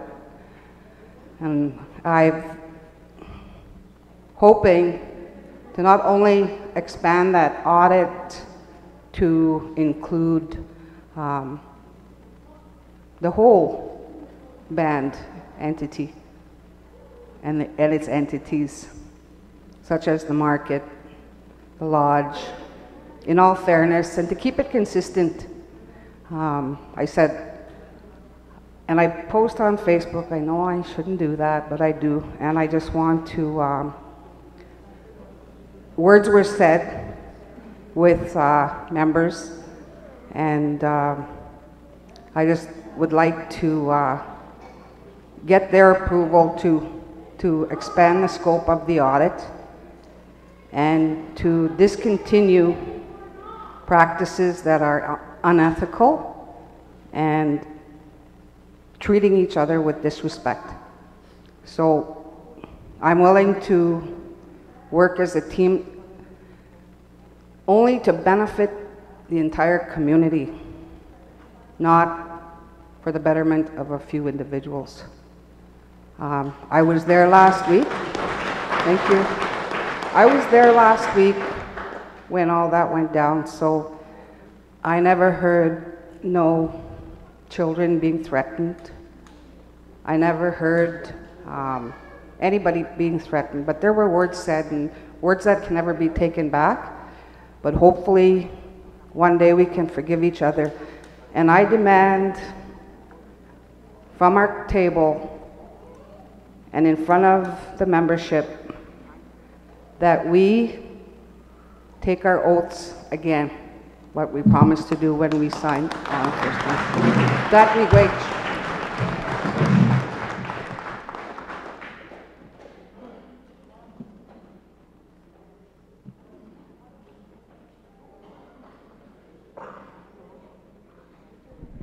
Hello, everybody. Thank you for all coming out here today. Right now our nation is going through quite a struggle right now, and at our table there's a big struggle going on, and for me, from being on the outside, growing up, working outside my whole life, I seen the things that were going on in our nation, and the favoritism and all that kind of stuff. The overspending, the traveling. To me, in my heart, I seen the people out there that were struggling and suffering, and I always wanted everything to be equal and fair, because I believe we are all the same here. Each and every one of us and the children that are unborn have to be all equally the same. Not one families or other families prospering better than another. And that's why I came forward with the forensic audit, because I believe our community needs clarity. Because how could we take money and take a major loan if we can't even clean up the past and bring it out? You know what I mean? We have to have rules so this doesn't happen again. We can't take 50 million or whatever millions we want to take without having something in place so this doesn't happen. Because you know what? One day they're going to stop giving us money, the government. And that is proven fact that that's going to happen. We have to protect our future and invest in the right way and protect it. And if we're taking this loan, I suggest in this loan every time it's time to amend, we build a forensic audit in it. And we forensic audit wherever that money went to hold us all accountable. And I got nothing to hide. And you guys want to talk about check signing? The reason check signing and this all came about was because there was no financial. Almost for a whole year, we never had a financial meeting. Once we were flying blind, we didn't know where we were. Last year at this time, NSF checks bouncing. Why? And you want to talk about, come on, like, we have to have better restraints, and I'm speaking from my heart. I got nothing to hide. And you guys can say whatever you want about me. I have children this big. People threatening me, threatening to kill my children over this forensic audit. My children do not deserve this. I'm getting threatened by other people. I'm going to kill you. How does that feel? How would you guys like it if someone came and threatened your children? It's sickening. It's got to stop. We talk about respect is a two-way street. And me, it hurts me, man. I've been so stressed out, man. I'm hurt. I'm very hurt, man. And acting like we're the ones, you know, like, come on. We're all to blame, man. We're all fighting here. But you know what? For this loan, I could just speak to the land. I think there's other options. The land is imperative that we buy it. It's right here. And anyone in the world will tell you that's a great deal, because you know what? The Indians' land means everything. And that ring, we talked to a guy from Mosaic Potash Mine. And he wanted to look at possibly bringing an architect out to see if it's fixable. Maybe we could save a lot of money, and if it's not fixable, let's get a new rink. But let's look at other options. I think we need to get Major back to the drawing board, and yes, you guys are right. We need to all try to get along. And you know what, I'm sorry if I offended anyone here today, but I'm really hurt. And I'm hurting everything that's been going on lately, man. It's hard to wake up in the morning and go to that office not knowing if you're going to fight and right. Sal is right, man. It's hard, man. And Sal had a good speech and he spoke it good there. I just want to say thanks for all coming out, man. And I'm really fired up here, guys. And thanks. All right. Well, it was a very good meeting. You know, it was very constructive. You know, that's what you got to take these comments from the membership. You know, you guys set a standard for us. You know what we have to do. So us as council will sit together, hash these out, come up with that plan, and at the end of the day, it's you guys that vote on it, yes or no. You know, and we'll take it from there. So we're gonna have some draws, and we're gonna close up with the meeting here. So. All right, we're going to start off with a $20 cash donated by Councillor Trevor Sivrite. Our names aren't in here. Our names aren't in here.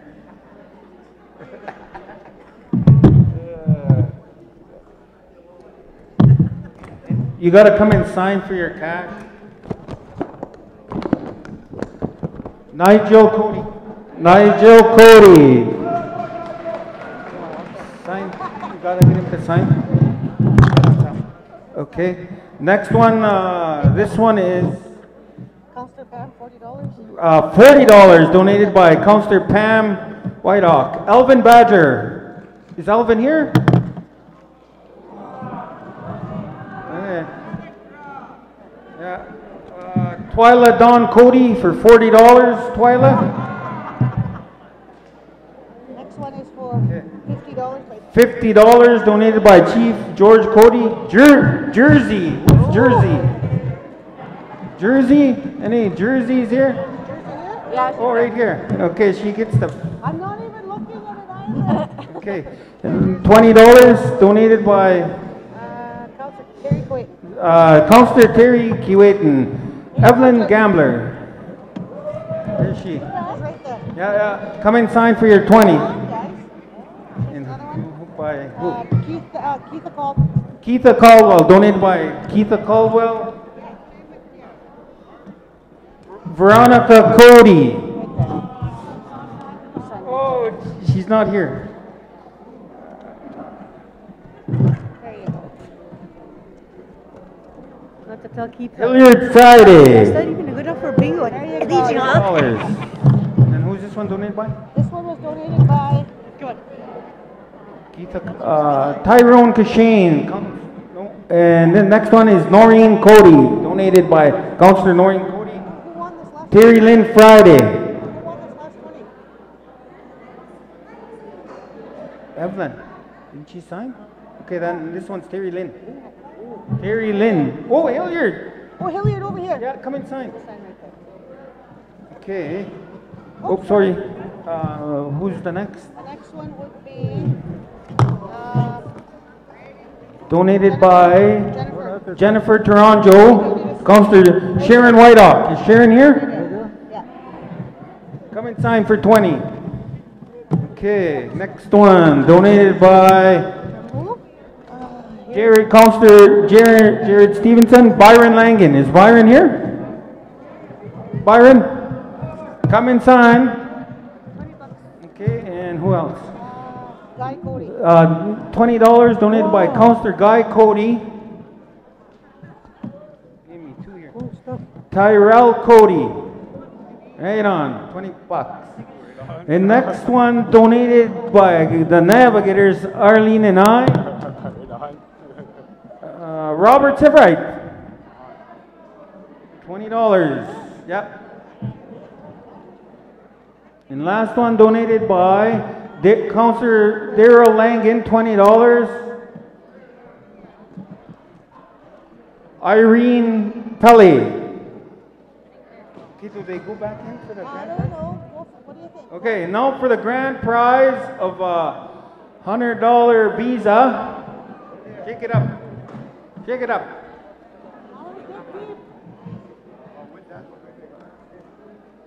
The winner is Stuart Mosquito. Stuart Mosquito here? He's outside smoking. He's outside smoking. Yeah, he's got it. In here. Says he's not from here. He's not here. He's not even a band member. Okay, we gotta go. Next one, the winner is Margaret. What is this? Margaret Crouch, the winner, grand prize. Come on down. Okay, now we're gonna go for T-shirts. What did I win? $50? $20. Kelly, can you bring the T-shirts and Johnny Ray Cody, my brother there, wins a T-shirt. Ramona Taranjo wins a T-shirt. Is Mona here?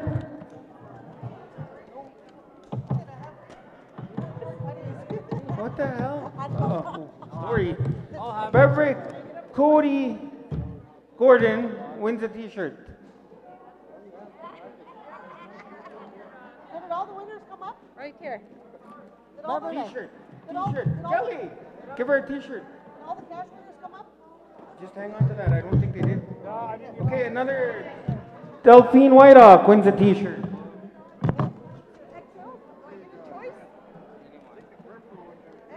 Anola Langan wins a T-shirt. Sean Toronjo wins a t-shirt. Willie Cody wins a t-shirt. How much more do we have, Kelly? Joe Little Wolf wins a t-shirt. Yeah, we'll keep going. Triple X. Bev Whitehawk, is she here? No? Helene wins a t-shirt. Vanessa Langen wins a t-shirt. Okay. A t-shirt. Vincent Karat wins a t-shirt. Okay, here.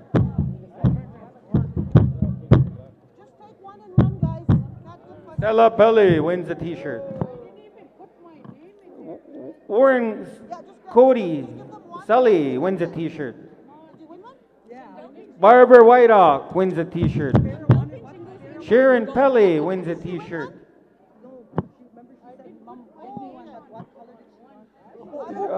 Georgina Cody.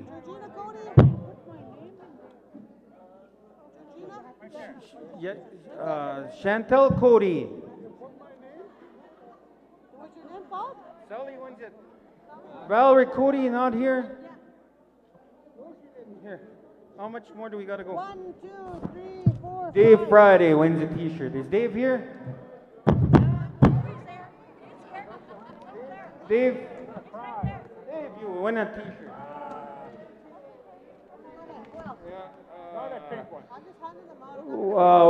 Mr. William John Whitehawk wins a t-shirt.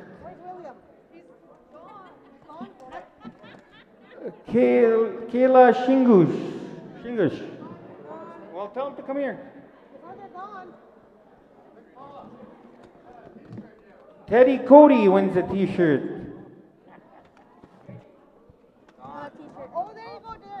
Des Cody wins a t-shirt. Okay, last t-shirt, then we're going for... He put his name in twice, that Robert, it's right. Shelly Cody wins a t-shirt, and now we got 9 toques.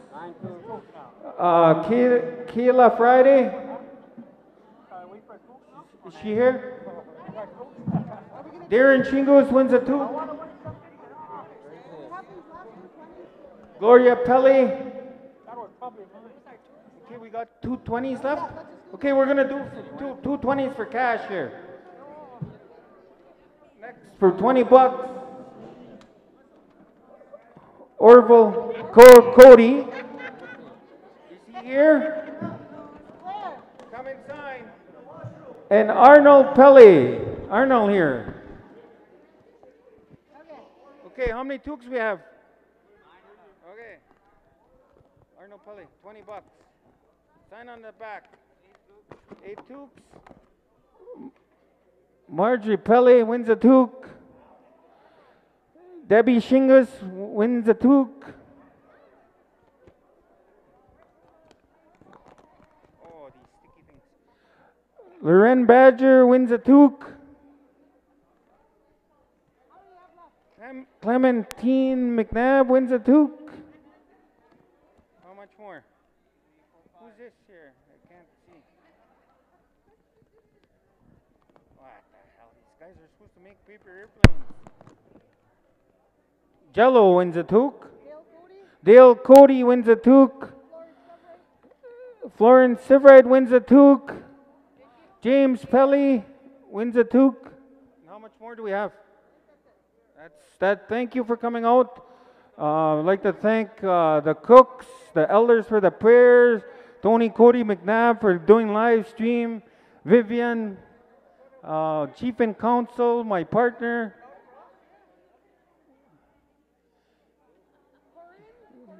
Corrine, Brody. Oh, we got a key. Anybody lose a key up here?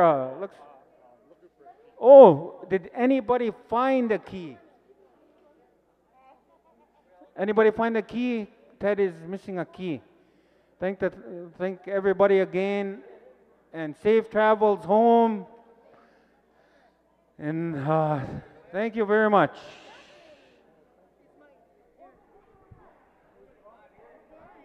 Molly. Yeah, thank you, thank you. One more 20 here. Arlene, pick one. They gotta be here to win this 20. Doreen Cody, is she here? Doreen?